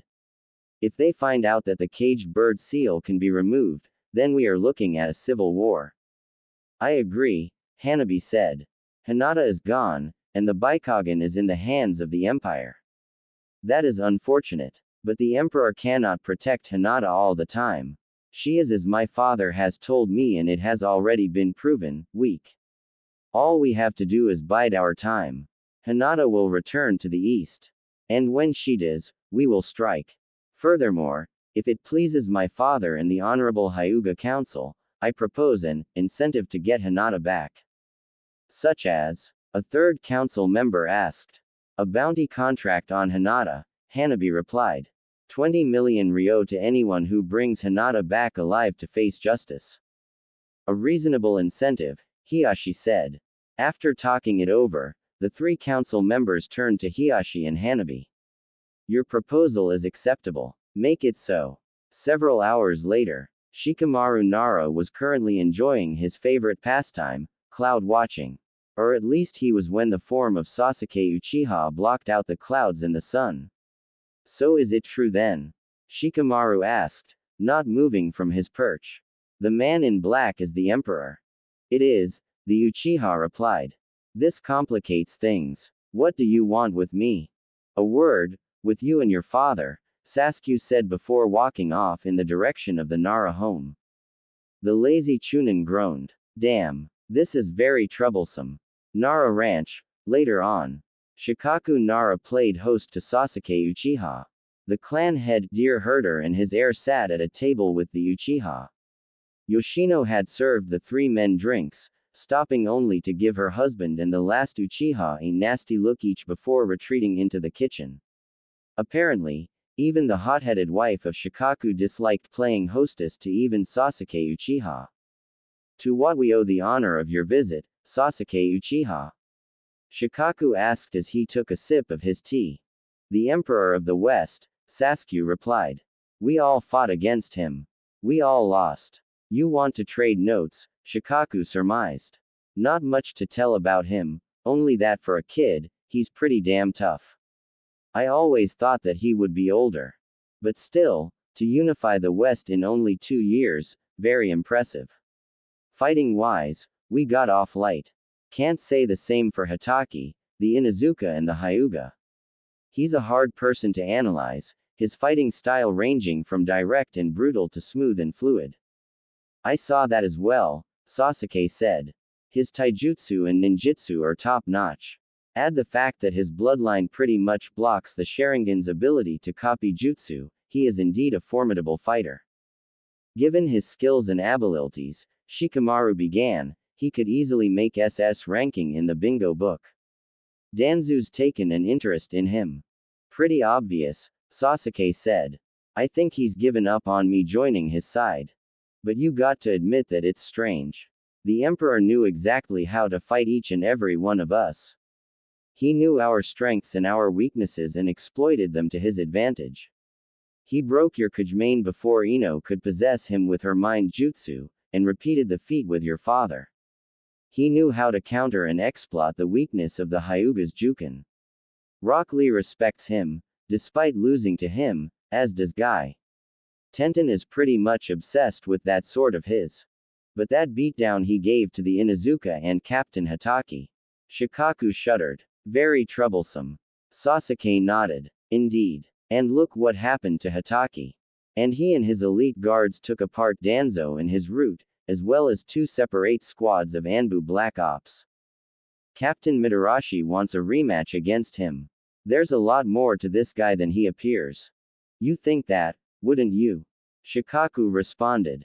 Hitaki may have been an idiot for a sensei, but he did teach one valuable lesson. Look underneath, the Uchiha replied. Gaara seems to know him. Why else would he attend the Suna exams? You're thinking that he could be allied with Suna? Shikamaru asked. Sasuke shrugged his shoulders. Could be. I noticed an imperial consulate in the city. And Gaara was more than willing to allow the Emperor and myself to fight in the Suna arena once the tournament was completed. So yeah, an alliance with Suna is pretty feasible. Hard to believe that he unified the West while most of us made Chunin, Shikamaru drawled. And he survived a confrontation with Itachi and his shark-faced buddy, a feat in itself. And the fact that he has intercepted most of the Jinchuriki from the Akatsuki. Sasuke trailed off. Do you think that he can be among them? Shikaku and Shikamaru stiffened slightly. They knew that Sasuke was talking about Naruto. While the remaining members of Cell 7 were indifferent in regards to his banishment, Sasuke showed general remorse in seeing his former teammate banished. Shikamaru had even overheard him at his cousin Obito's grave one day, saying that Naruto may had been a knucklehead and a dead last, but he was loyal and that the council should not have banished him. But ever since Sasuke had released the details of the planned Uchiha revolt, as well as of the circumstances of the Nine Tails attack on Konaha, he has gained even more of the shinobi population's mistrust. The civilian council continued to kiss. Sasuke downed the rest of the tea and placed the cup back on the tray. Either way, I hope he is still alive and happy, regardless of his banishment. Thank you for your time, Lord Nara. Shikamaru. I think I can find my way out. Once Sasuke was gone, Shikaku looked pensive for the first time in a while. So what do you think? He asked Shikamaru. Uchiha has a point, Shikamaru said. Deception's always been part of our way of life. The Emperor is a wild card at best. A highly skilled wild card, but a wild card nonetheless. Despite everything that has happened, he did save Asuma-sensei from Hidan. Shikaku wasn't convinced. What do you really think, son? Now that Sasuke was gone, Shikamaru could speak freely. That the Emperor could have spies and informants in the east. Maybe inside the fire capital, or even Konaha. Worst case scenario is that the Emperor is connected to Konaha in some way, and knows how each of us fight, and counter our signature techniques. And the way he had beaten down Neji and Lord Hyuga, not to mention how he brutally beaten Captain Hatake, the Inuzuka matriarch and Kiba, shows that those five had slighted him in some way. Everyone else just got lucky. And the Emperor has been intercepting the Jinchuriki. Sasuke did make a valid point. Uzumaki could be among them. You still think that he is the Nine Tails reborn? Shikamaru thought about it for a moment. When he was banished, yes. But now that I think about it, if he was the Kyuubi, then he would have long since razed this place to the ground. I think he really is the jailer. But more importantly, he will probably never forgive us for favoring Uchiha over him. The elder Nara nodded. He then made a decision. Shikamaru, what I am about to tell you must not be uttered outside these walls. No one, not even Asuma, or Choji, or Ino or the Hokage herself must not know. Promise me. Shikamaru nodded. Is this a troublesome secret? Troublesome does not even begin to describe it, Shikaku replied. It concerns the circumstances of Uzumaki's banishment. Swear it to me, on your honor as a member of the Nara clan. Shikamaru sighed. I swear on the honor of the Nara clan. I will tell no one. And Shikaku told him. Once he was finished, he stood up. Feel free to throw up. I know I did. Once Shikaku was out of the room, that was what Shikamaru had did. He made a beeline to the bathroom and emptied the contents of his stomach. His dad was right. Troublesome did not even begin to describe what has happened to Uzumaki. My God, what have we done? Was the last thought that Shikamaru had before he puked again. My first day in the Western Empire. I'm still thinking that this is a dream. That I'll wake back up in Konaha, and that I still have that damned seal on my forehead. Thankfully, it's not a dream. I'm here with Naruto. I'm finally free from my family. I heard from Tamari that the Konoha ninja were looking for me at the conclusion of the Chunin exams back in Suna. They didn't know that I was hiding out at the Imperial Consulate. I know that this act will make me a missing ninja and will earn a place in the bingo book, but I really don't care. Now that I'm here with Naruto, I can do almost anything. While hiding out at the Imperial Consulate, Naruto had introduced me to his bodyguards. The elite guards, as he called them. A group of ninja and samurai assigned to protect him. Two of them really stood out, as Naruto told me that they were once part of the Akatsuki, Konan and Yahiko. Naruto had rescued them from death at the hands of their former organization, and now they serve him as his guards. Once the tournament was over, Naruto said his farewells to Gaara and returned back west. Konaha Maru. No, make that Maru. Moegi and Udon followed him, Gaara having assigned them to the Suna consulate back in the west. Naruto had their Chunin vests with them, and would present them to the three once we returned home. Naruto had used a special type of jutsu to return home, called the Demon's Gate, allowing himself access to any location he has been. Only thing was that it used a lot of chakra. But it was a very effective jutsu. The first thing that Naruto did when we returned was to tell those inside the Imperial complex that I was his honored guest. Any attempts on my life will be met with instant death. He gave me the tour of the Imperial complex, introducing me to several members of his staff along the way, including the former Raikage, A. Naruto also confirmed that he rescued A and his brother from being assassinated when he was overthrown, and that A served as his chief advisor. Naruto also said that aside from Yagura and Gaara, he saved the Jinchuriki and offered them a home. But one encounter really stood out in my mind. That encounter was with the Nine Tails herself. Flashback. Imperial Complex. House of Sovereigns, Council Chambers. Maru Sarutobi, Moegi and Udon stood before the Emperor of the West, Hinata standing beside him, looking on. Also present was Sanshi, Takuma Chiba, Hayate Okajima, Kokura Yamada and Rina Shiratori. Tamari and several high-ranking Suna Junin were also present for this ceremony. Naruto produced a scroll, unrolled it and activated it. 3 Chunin vests appeared before the 3 Suna ninja. Money cannot buy the honor which you 3 have earned, Naruto said as Team Misfit claimed their prize. You make us all proud.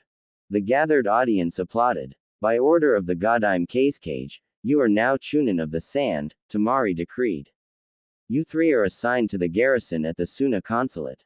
As your training with Emperor Namikaze was a success, Gaara will allow you to continue your training under the Emperor. If this continues, you may become special Junin. The older people congratulated the newly minted Chunin. In the meantime, Naruto had exited the room, Hinata following him.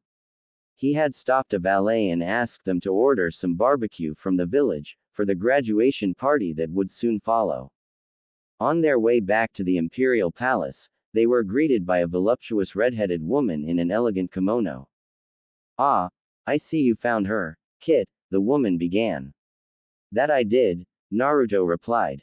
She was in Suna acting as a chaperone for the Chunin exams. The redhead turned to Hinata. Hinata Hyuga, of House Hyuga. The Kit has spoken highly of you. It is good to see you again. Hinata was puzzled. You know me. In a way, I was sealed inside his gut up until he was able to reverse the seal. The woman inclined her head as she introduced herself, watching with amusement as Hinata's eyes bulged out of her head as her tails emerged. Katami Akashiya, Chief Prime Minister of the Unified West. But I am also known as Kyuubi no Yoko. End flashback. Naruto gave me the backstory shortly afterward, about the circumstances regarding both himself and Katami. And I always thought that the Nine Tails was a bloodthirsty demon. Katami proved me wrong. She's actually pretty nice. Following the dinner celebrating the Misfits' promotion to Chunin, Naruto and I talked for most of the night. Actually, he did most of the talking while I just listened to his tales about fighting in the Unification War. I can honestly say that I am impressed. We also talked about our relationship. I still love him, and Naruto had reciprocated those feelings back in Suna.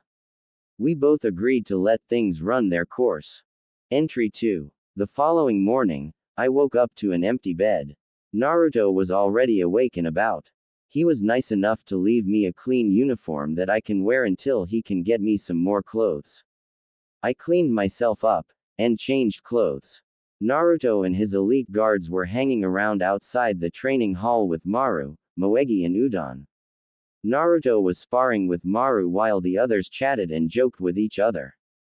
I watched this scene from a distance, with a smile on my face. Naruto always had that air about him. Even back in Konaha, when he was screaming to the rooftops that he was going to be Hokage, he could make you believe in him. This wasn't the Emperor of the West I was seeing. This was just a man who cares about his people. He can laugh with them, joke with them. Just because his father was Konoha's hero and his mother was the former ruler of Whirlpool didn't mean that he could mingle with the common people. While watching them, Katami came to me with an offer. An offer that would change my life. Flashback. Imperial Complex, Kimin City. He never stopped thinking about you, you know. Hinata eeped at the deep voice and turned around. There, in a shaded area of the complex near the training hall, in all her nine-tailed glory, was Katami. The Kyuubi no Kitsune was resting in the shade, chuckling inwardly at scaring the crap of her former Cantainer's chosen mate. Hinata eyed the giant fox warily. It was just as big as Akamaru, if not bigger. Even more so, the ninja and samurai that served as the grounds guards did not bat an eyelash over the presence of the nine tails. I'm not going to bite you, Hinata, Katami said, her voice showing amusement. Naruto would be very upset if I tried to eat his chosen mate. Hinata blushed at that. Both her and Naruto had a long chat about how their relationship should go. From Katami's perspective, Naruto choosing the former heiress as his wife was a foregone conclusion. But the next thing that Katami had said had her curiosity piqued. Since you are here, I have a proposal for you, the massive fox began. Konaha was known for producing the three legendary sages, but Whirlpool was known for its own sage, the fox sage. Naruto's grandmother and mother served as the first two sages. Naruto sees great potential in you, as do I. I watched your performance in the Chunin exams through his eyes, when you fought against your cousin. If you agree to my proposal, Hinata, you will undergo training to become the third fox sage. Why me? Hinata replied. Why not Naruto? The fox sage can only be a female and a member of the Uzumaki clan, Katami replied. While Naruto is Uzumaki, he can't be the sage for obvious reasons. But I'm not of the Uzumaki clan, Hinata pointed out. At least, not by marriage, anyway, Katami replied. But I am willing to overlook that part. So what do you say, Hinata? Are you willing to show Naruto that you are strong? Are you willing to show your former clan that you are not worthless when the time comes to face them? Since you have defected from both Konoha and from the Hyuga, a confrontation between them is inevitable. Naruto knows your true worth. Prove him right. Hinata had to admit that Katami had a point. If anything, she would have to face Hiashi, Hanabi and Neji in the future. Katami was offering her a way to prepare herself for the upcoming storm. And a chance to prove to Naruto that she was no pushover, that she was truly worthy of his heart. Hinata slowly nodded. I accept your offer, Katami.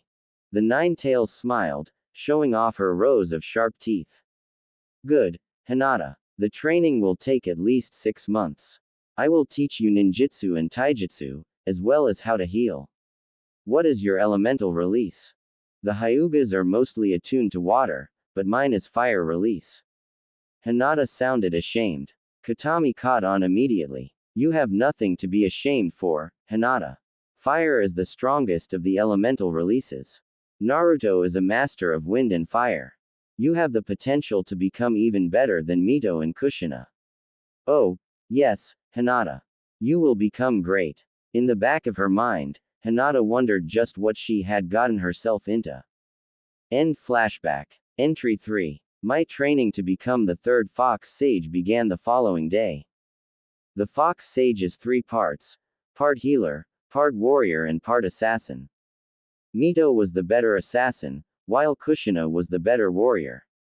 My interest was in healing, and before I left Konoha, I was studying shiatsu and herbal medicine from Tsunade, as well as getting some pointers in regards to diplomatic relations. Monday through Thursday, I have to undergo taijutsu training. Fridays I spend time with Sanshi, who took me on as a pupil in diplomatic relations. The weekends I spend with Naruto, as he showed me around town. Katami also told me not to shy away from my Juken style. I knew the style from front to back, since Hiyashi basically drilled it into my head. But when I wasn't performing up to his standards, he abandoned me and focused on Hanabi instead. So during one of our spars, Katami had defeated me while I used the original style. Naruto was watching the entire thing. Afterward, he pulled me to the side and gave me some advice. You know what's wrong with the style, Hinata. The solution is simple. Remove all the flaws and weaknesses of the style. Then the gentle fist will be unstoppable. Think of it this way. A sculptor doesn't keep adding more clay to a statue. He instead removes the inessentials until the truth is revealed. Come to think of it, Naruto was right. I tried to voice my opinion on the style to Hiyashi, but he refused to listen. Now, I have free reign. Naruto taught me how to make a shadow clone, which helped in my sage training, as well as revamping the Juken style. From what I know about the Hyuga clan, it was the first clan to settle in Konaha following the battle between Tsunade's grandfather and Madara Uchiha over who would be Hokage. The Juken was designed to be an elite style, given our abilities to see a person's chakra system. But I dug in a bit deeper. The original name of the style before it switched to Juken was called Kin Shiki Kobujutsu. The original scrolls were either lost to history or were destroyed as the style evolved. I always thought that since Naruto had beaten both Hiyashi and Neji twice, they would at least improve on the weaknesses of the style. I was wrong. So after training with Katami, I spent 2 hours a day with a shadow clone and several notebooks as I put in all of the basic, mid-level and advanced techniques of the Juken. Then I stripped them all down and worked my way from the bottom, using my mistakes during the fights with Neji and Hanabi as references. Improvisation and creativity was not allowed back in Konoha, as the clan thought that it would weaken and taint the so-called pudati of the honorable style. Honor. Konoha was supposed to honor the wishes of Naruto's father in regards to his son, and he was ignored. I later found out that Asuna Haruno had spearheaded the whole thing. Turns out that she was madly in love with the Yellow Flash, and when Minato chose Kushina over her, Asuna was furious. So with Minato and Kushina dead and Naruto left as an orphan, she unleashed hell on Naruto because Minato had loved Kushina over her. Naruto told me what he thought about honor. Honor is nothing but bullshit. Honor was only designed by weak people to keep the strong in line. I learned that when I was banished. I never put that much stock in honor. From my experiences, those who call themselves honorable were hiding their true agenda. There is only the right action, and what a good person truly desires is here points to his head, and here points to his heart. By what you decide and how you live, you will live a good life, or not. Leave it to Naruto to inspire me to do what I know is right. It's one of the reasons why I love him so much. Imperial Palace, nighttime, 3 weeks after the Suna Chunin exams. Ow. Ow. Hold still, Hinata. I'm almost done. Ow. Inside the master bedroom of the Imperial Palace, Naruto was tending to Hinata's injuries. Katami had created a wooden training dummy, similar to the wooden Wing Chun training dummy with stand, and had Hinata train on it for most of the day. The end result was skinned knuckles, several cuts and bruises, and a couple of splinters. Naruto was busy tending to Hinata's wounded hands. A first aid kit was on the table, and it was open. Naruto was plucking the remaining splinters out of Hinata's right hand with a pair of tweezers. Her other hand was already treated and bandaged. Fortunately, it was Friday night, meaning that the Emperor and Hinata had the weekend off. If it's any consolation, I had my share of injuries when I was training under Katami as well, Naruto said. Combine that with Sanshi, Zabuza and her, Katami was the toughest. Between you and me, her training methods could give Guy a run for her money. She was that bad. Ow. Hinata winced. You're getting off light in becoming a sage, Naruto said as he cleaned the injuries and was currently bandaging them. I was busy learning how to fight so I can unify the lands. She's training you for 6 months. I had to train for 9. Sanshi was strict in ways that would make old man Sarutobi blush, Zabuza was a certified psycho, Yugito is a sadist, and Katami's an insane dominatrix. Hinata cocked an eyebrow. And those 4 helped you win the war. I wouldn't be emperor without those 4 and their insane training methods. True. Okay. All done, Naruto said as he finished tending to Hinata's injuries. You should be fine come Monday. The Emperor of the West packed up the first aid kit and rose from the seat. Unknown to him, Hinata followed him. Naruto walked over to the nightstand and stowed the kit away. When he turned around, he was caught completely unaware by Hinata standing behind him. They had kissed before, but this time around, it was Hinata, not Naruto, who had initiated it. This was another thing that Naruto had liked. Hinata was becoming more assertive and less meek. She was becoming his equal, but out of respect, she was his second in command. Oh, were the Hyuga and Konaha are going to be in for a shock when Hinata resurfaces as not as the Fox Sage, but as the Empress consort of the Emperor himself. Empress consort Hinata Namikaze, Naruto thought as he carried her to the bed.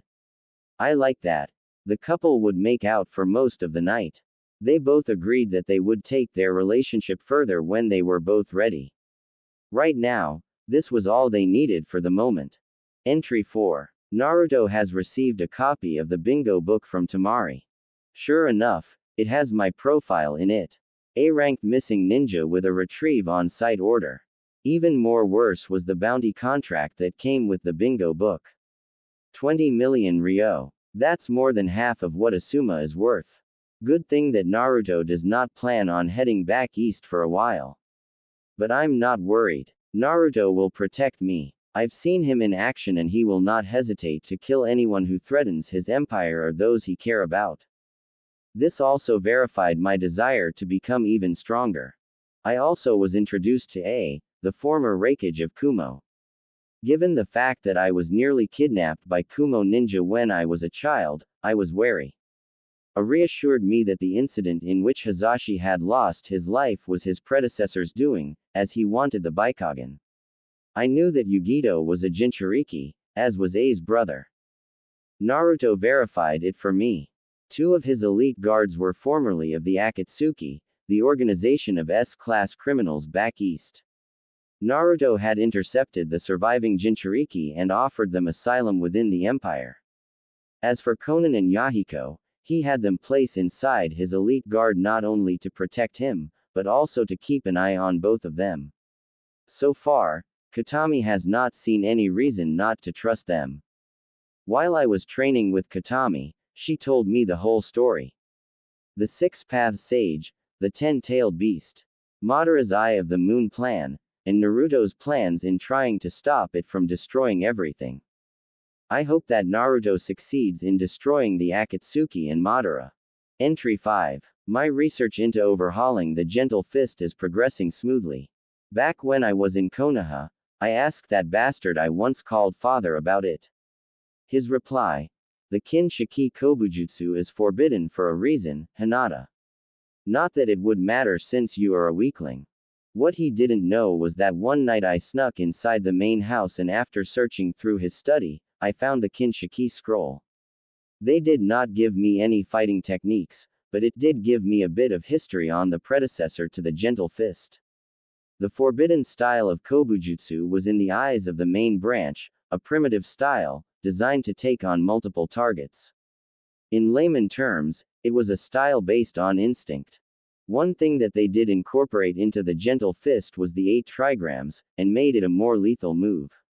Whereas the Gentle Fist relied solely on disrupting the chakra systems of the enemy, the Kin Shiki Kobujutsu targets not only the chakra points, but also has the ability to tear muscle and bone, as well as targeting the shiatsu points.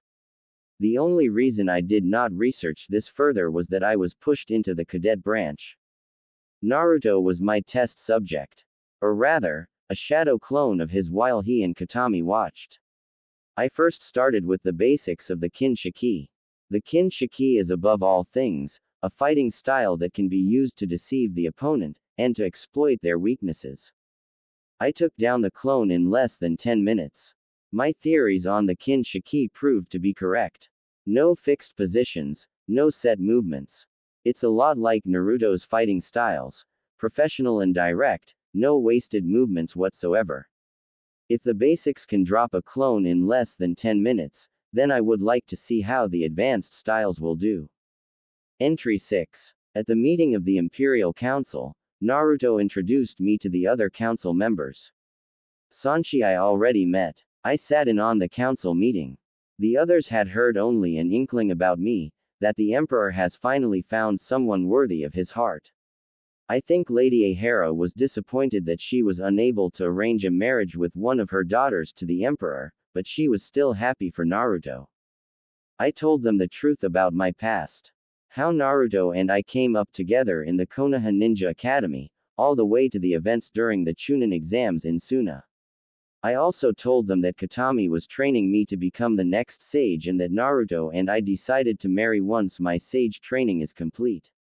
The council members were shocked to hear such a thing, but they all gave me their support, formally recognizing me as the fiancé of the Emperor of the West. Once that meeting was over, Naruto introduced me to the spring daimyo, Yukie Fujikaze. She was in town shooting a new Princess Gale movie and had decided to stop by the Imperial Palace. I was curious as to how she and Naruto knew each other, and Naruto told me. They met shortly before the Sasuke retrieval mission when she was hiding from her uncle, who was the ruler of Spring, then called Snow. It also explained the funny autograph I saw of Naruto and her in his office. Yukie was surprised, then overjoyed at the news of our engagement. Naruto promised her that she will be the first to personally receive a wedding invitation. Aside from that fact, Yukie was there to talk of a trading agreement with the Empire and Spring Country. Naruto's terms were more than generous. Allow a Pakara branch to be established in Spring, and Yukie can get much needed items to Spring Country at a reduced price. She agreed. Entry 7. It's been nearly 5 months to the day that I agreed to come here. 5 months and my sage training is nearly complete. The Kin Shiki Kobujutsu has been perfected. Of course, I needed a training dummy, so Takuma Chiba volunteered. Naruto and the elite guards were in attendance inside the training hall, as were the Imperial Council and Katami. Naruto acted as proctor. He laid down the ground rules. No crippling moves, no killing the opponent. Hand-to-hand combat only. He then gave the signal to begin. I saw why Takuma Chiba served as a member of the elite guards. His taijutsu is extraordinary, but I kept pace with him. Aside from my training with Katami and Sanshi, Naruto has been helping me as well. He taught me how to make shadow clones, and of their one major advantage. Whenever a clone is dismissed, the person gains their experience. The most I can make were 5. But they served their purpose. Takuma was not holding back. Neither was I. We fought long and hard for 15 minutes, trading blows, until I decided to end it by using the 64 palms. Takuma went down after I sealed his tenketsu. Seeing that he had lost, he conceded defeat. It was that moment, I knew that I had earned the respect of not only the elite guards, but of the council as well. Naruto and Katami looked on in pride as the Imperial Council formally recognized me as the chosen consort to their emperor. Katami gave me 2 gifts. A pair of ninjutsu that once belonged to Naruto's mother, and she enhanced my eyes. Now, I can use the Bikogen to target muscle and bone more effectively, aside from the tenketsu points. Even though she did not say it outright, she knew that my training was complete. Entry 8. My father knows I'm back in the East. Naruto and I had gotten roped into an inspection tour of the Pakara merchant houses. Naruto's spy network back east has reported that since they knew that Naruto was the emperor, but not his true identity, the Konaha ninja has been ordered to give him a wife birth. Unfortunately, given my bingo book status, I'm still fair game. Only when most of the ninja hunting me find out that I am with the emperor, do they back down, as they don't want their respective villages razed to the ground by a pissed-off emperor. Too bad the 10-man team from the Hyuga main branch did not get the memo. That and when the lead ninja, a main branch member by the name of Heizu, tried to activate the coggered bird seal, he was shocked to see that I was no longer branded. Out of all of the main branch members who gave me grief when I was shoved into the cadet branch, Heizu topped the list. Which made my revenge ever so sweet. He once said to me that I should kill myself after I was branded, as being alive brought even more dishonor upon the Hyuga. So after incapacitating the 9 Hyuga, I summoned 2 clones that held him down while I performed the hand seals of the caged bird seal. I think Katami has been rubbing off on me. Naruto was right about her training methods. She is an insane dominatrix. After I branded Heizu, I let him go. He was no longer a threat, as the psychological damage has been done. He had insulted and berated the cadet branch members for most of his life. Consider this karma. Hyuga Complex, Konohagakure no Sato. Hiyashi Hyuga knew that something was wrong when he began to read the mission report. Hanabi and Neji sat in front of the Hyuga patriarch as his expression grew from neutral to angry. The 10 main branch ninja were the pick of the litter. They should have no problem in retrieving Hinata from the Empire. What he didn't expect was that his daughter, the same one who everyone in the clan had written off as weak, not only defeated all 10 Hyuga ninja, but had also branded Heizu with the caged bird seal. Hiyashi slammed the mission scroll onto the table. Hanabi didn't even bother to read it, as she and Neji was already briefed on the chain of events which led up to this point. Neji, on the other hand, hid his emotions well. Despite disliking Hinata, he hated Heizu even more. In his mind, Heizu got what he deserved. What made Hiyashi so angry was that Heizu had committed suicide rather than to go through life with that accursed seal. It was another black eye to the illustrious Hyuga clan. It appears that Hinata has learned some new tricks while she was away, Hanabi noted. Then again, I'm not surprised. You spread your legs to the most powerful man in the West and he will teach you how to defend yourself.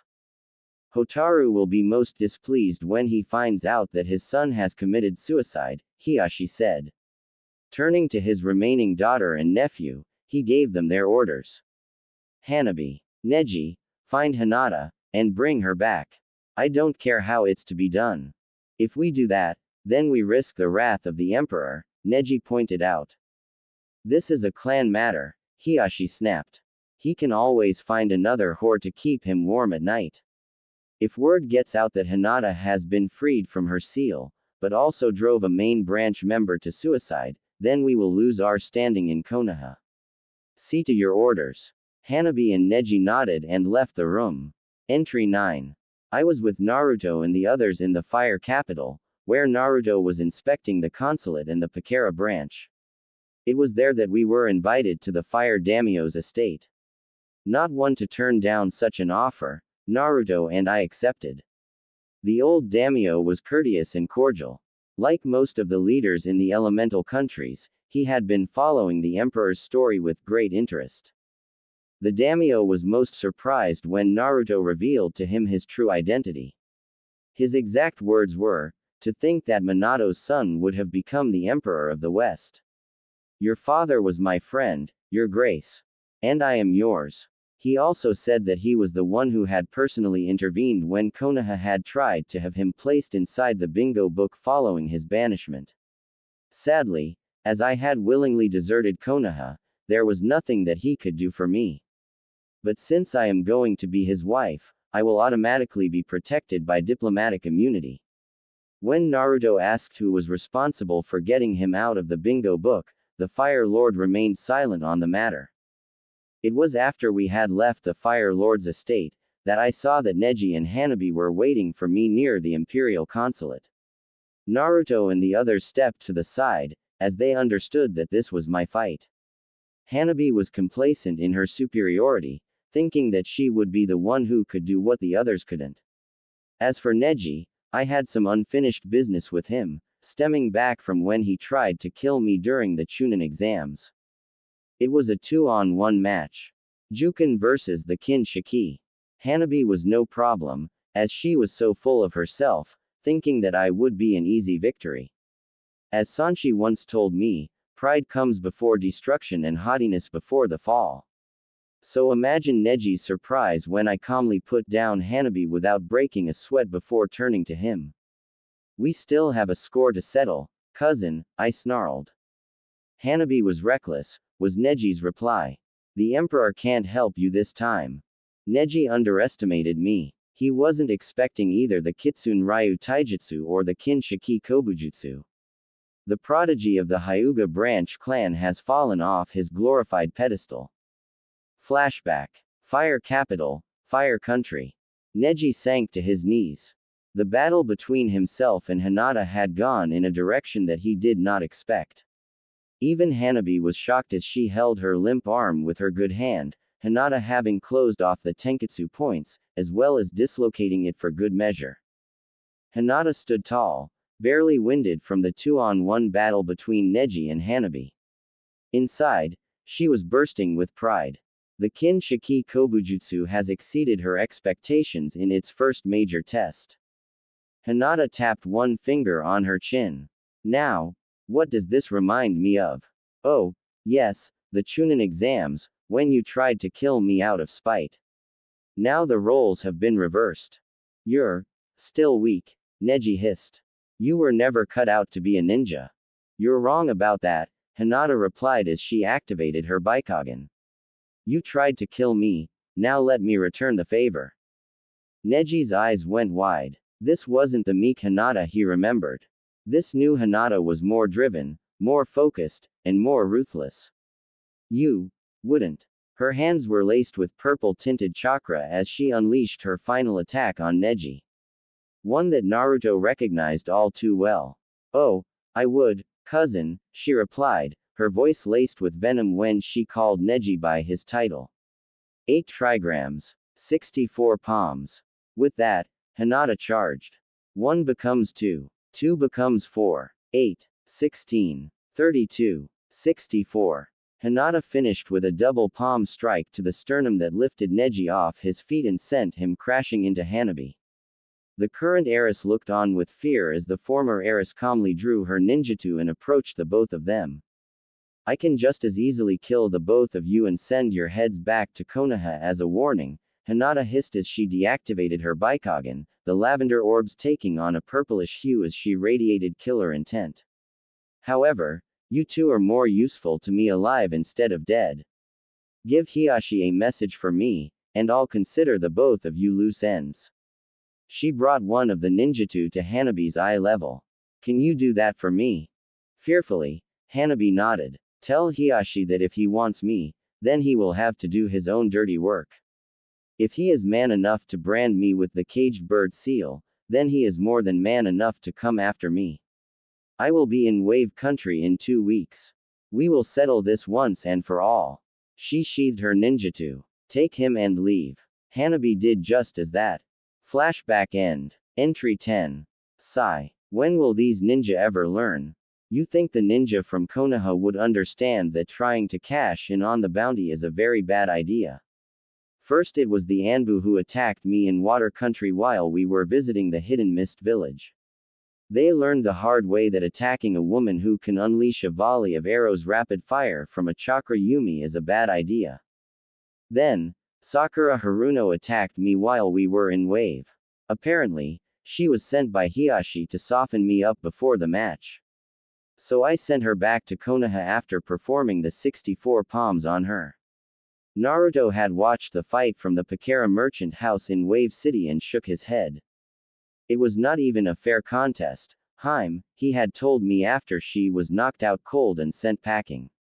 I would have just knocked her out. She called you a demon, when it's pretty clear that you're not, I shot back. And since you already beaten both Hitaki and Uchiha, I wanted to beat her for a while, since both her and her mother are still calling for your head. She was a liability when we were under Hitaki, Naruto had replied. She's still one now. The Banshee will not let this go. Just like her mother. True, I replied. I must prepare. He will arrive in 3 days.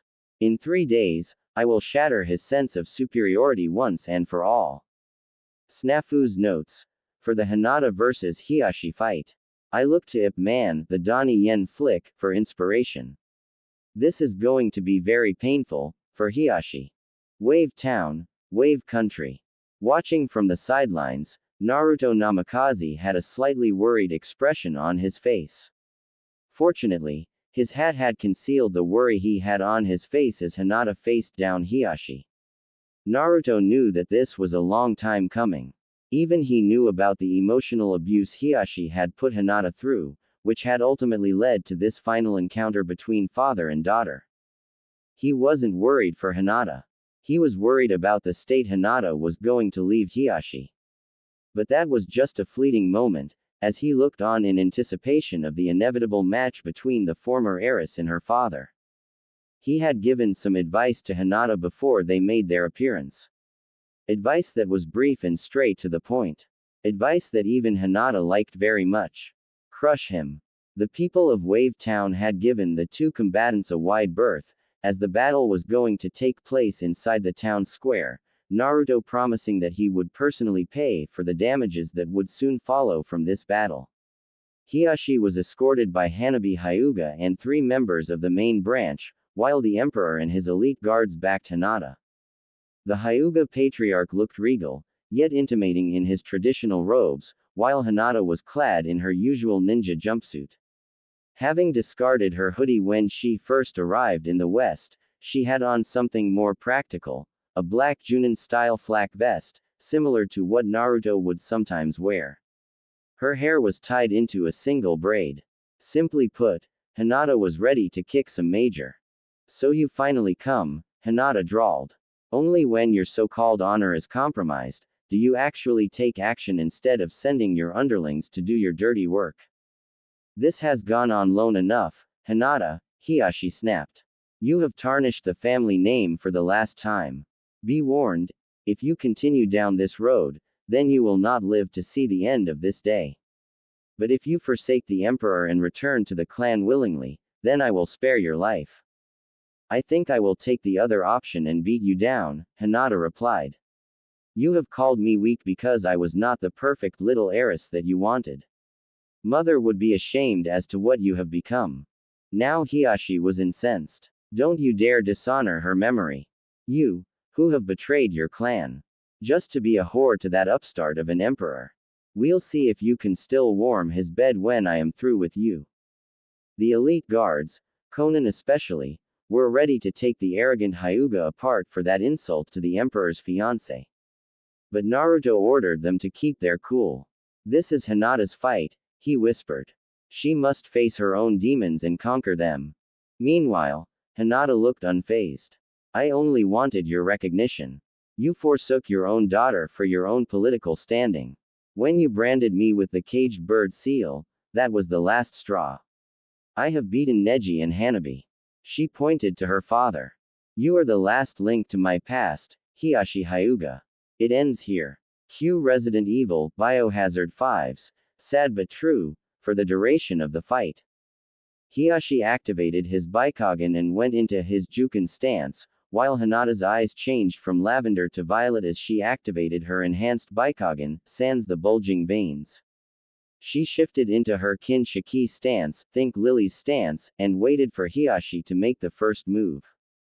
Hiashi pulled out several kunai and flung them at Hinata, who calmly weaved and spun through the deadly bladed instruments, while at the same time, closing the distance between his firstborn. Chakra seeping into his hands, Hiashi let loose with several rapid Juken strikes aimed at Hinata's chest. However, Hinata wasn't going to let him nail her with those lethal strikes. She has proven to Hanabi and Neji that the Kinshiki was a lethal style when it needs be. Now, it was time for Hiashi to feel its wrath. Hinata calmly dodged the first several Juken strikes before parrying the rest with her forearms. She then scored the first hit, a open palm strike to his jaw, having breached through his defenses. As Hiashi staggered backwards, Hinata went back into her stance. While Hiashi was busy sitting on his for the past couple of years, Hinata had been training long and hard, with Katami and Naruto helping her reach her full potential. The former heiress then moved in, kicking low, then high, forcing Hiashi to block both blows, wincing from the impact. Then she closed in the distance before Hiashi could recover. A straight punch to the face, followed by a blow to the chest. She moved around Hiyashi's Juken strikes and grabbed a handful of his hair, violently yanking his head back and driving her elbow into his jaw, followed by a chop to the throat. She completed the combo with a Juken strike to his left arm. "You're outmatched, Hiashi," Hinata drawled as she went back into her stance. "Give up and I won't leave you a cripple."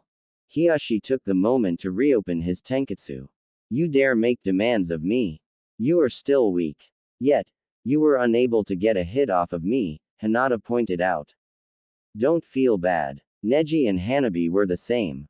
Another aspect of becoming the Fox Sage was that Katami had drilled Hinata in the art of psychological warfare. Hinata knew how to press Hiyashi's buttons, causing him to make several mistakes. But there was one mistake that even Hiashi could have avoided: never underestimate your opponent, especially your own flesh and blood. Hinata stood her ground as Hiashi charged. One of Naruto's training methods was weight training, something he had picked up from Rock Lee. He had done the same, and used the same methods to make Hinata faster. Combined that with occasional sparring with the Chiba clan head and Takuma, Hinata's skill level was up to par with her soon-to-be husband. A fact that Hiashi will soon find out the hard way. Kinshiki was basically the gentle fist in its purest form, Hinata having stripped the flaws and weaknesses out of the style. What made Kinshiki even more dangerous was that it did not use the Bikogen as a crutch. The same flaws and weaknesses that Hiashi was showing in the gentle fist as he and Hinata had gotten in close, blocking and parrying the other's strikes and blows. This time around, Hiashi had caught Hinata with several strikes of his own, disabling her right arm.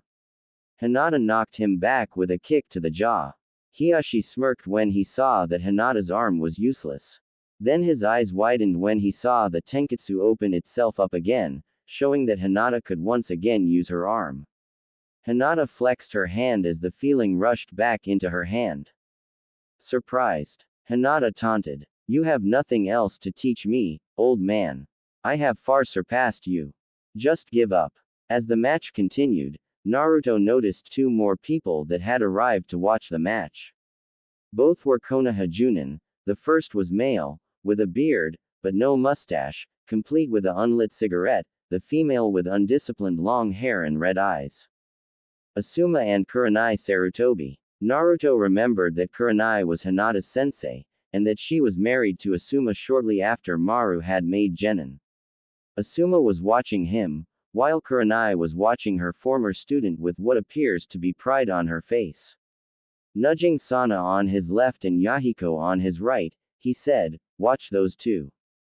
Just in case they try anything." The two guards nodded as the fight continued. Kurenai cared deeply for her team. So when Hinata had defected from Konaha, she was no fool. She knew the reasons why. The Emperor has given her an opportunity to become strong without her clan holding her back. She always told Hinata, Kiba and Shino to do what was right, and this fell under that category, clan be damned.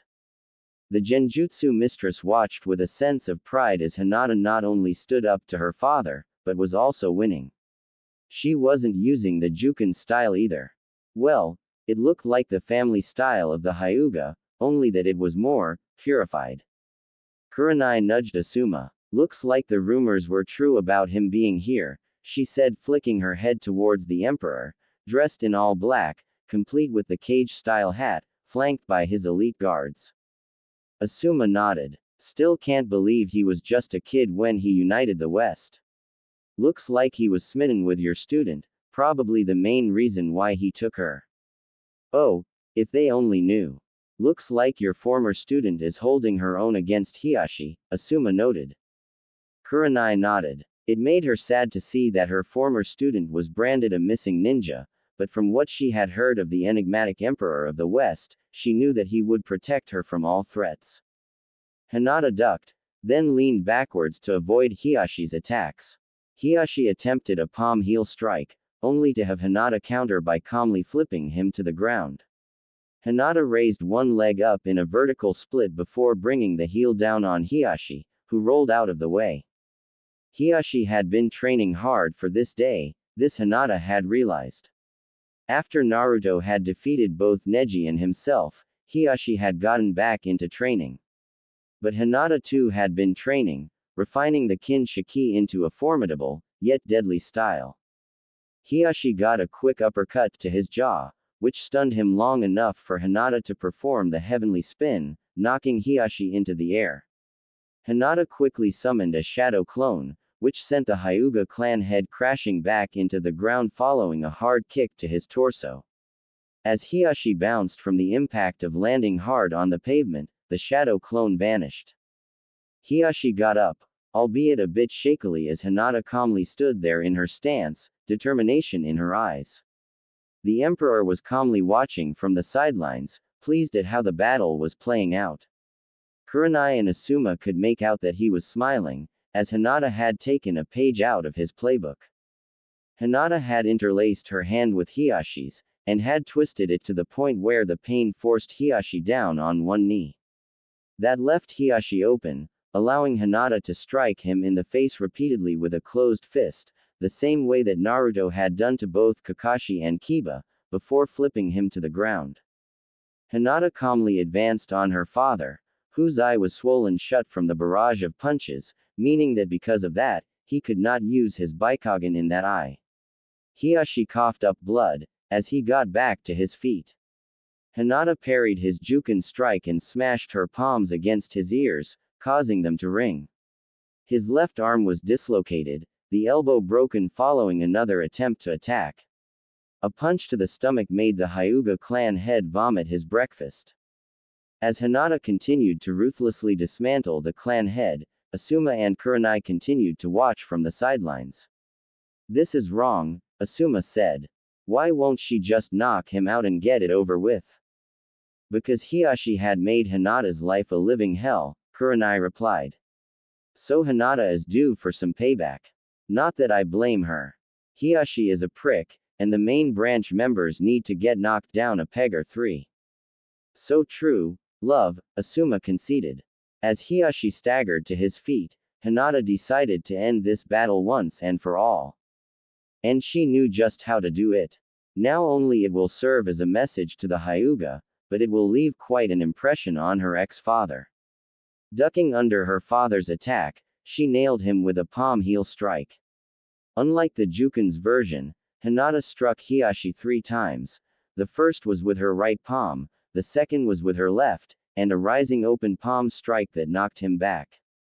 Hinata was not finished. One punch to the face, followed by a hard kick to the ribs, cracking the bone, which was then followed by a kick to the shins and a chop to the throat that stunned the Hyuga clan head, allowing Hinata to nail the clan head with a power jump kick, flipping off Hiashi's body and landing gracefully, while Hiashi landed on a heap.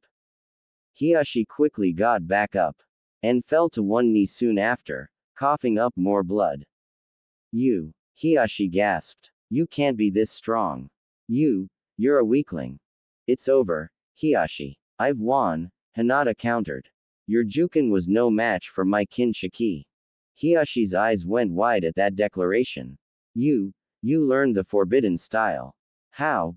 There are no scrolls for it. They were destroyed." "Not really," Hinata replied. "The gentle fist was flawed. I merely perfected it." "It doesn't matter," Hiashi spat out. "You're still a weakling. You are nothing." Hinata smiled evilly as she activated her Byakugan. "And you're within my range." Her hands coated with chakra, she savored the look of disbelief on Hiashi's face as she uttered the following: 8 trigrams, 128 palms. Before Hiashi could react, Hinata unleashed hell. Summoning another clone, they both attacked at the same time. Watching from the sidelines, Asuma and Kurenai had seen the 128 palms in action, but Hinata had taken it to a whole new level with the use of a shadow clone. Hinata and the clone had struck Hiashi 64 times each. And boy, did it look painful. 1 becomes 2. Hinata. 2 becomes 4. Hinata's clone. 8. Hinata. 16. Hinata's clone. 32. Hinata. 64. Hinata's clone. 128 palms. Both Hinatas chorused as they struck the final blow together. Crunch. The last blow was aimed at Hiyashi's leg. The Hyuga clan head screamed as he felt his leg break. Collapsing to the ground, he was immediately surrounded by Hanabi and the other Hyuga ninja. Hiyashi coughed up blood as he tried to keep consciousness, his eyes showing nothing but hatred at his former daughter. How do you like your daughter now that she has no leash? Hinata taunted as she dismissed her clone. Any Hyuga that comes after me, I will do worse to them than what I did to you. I wash my hands clean of you, Hiyashi Hyuga. You are no father of mine. You. That was all Hiyashi managed to say before he passed out from his injuries. Father. Hanabi whispered softly. Then she turned to Hinata, her own Bikogan active,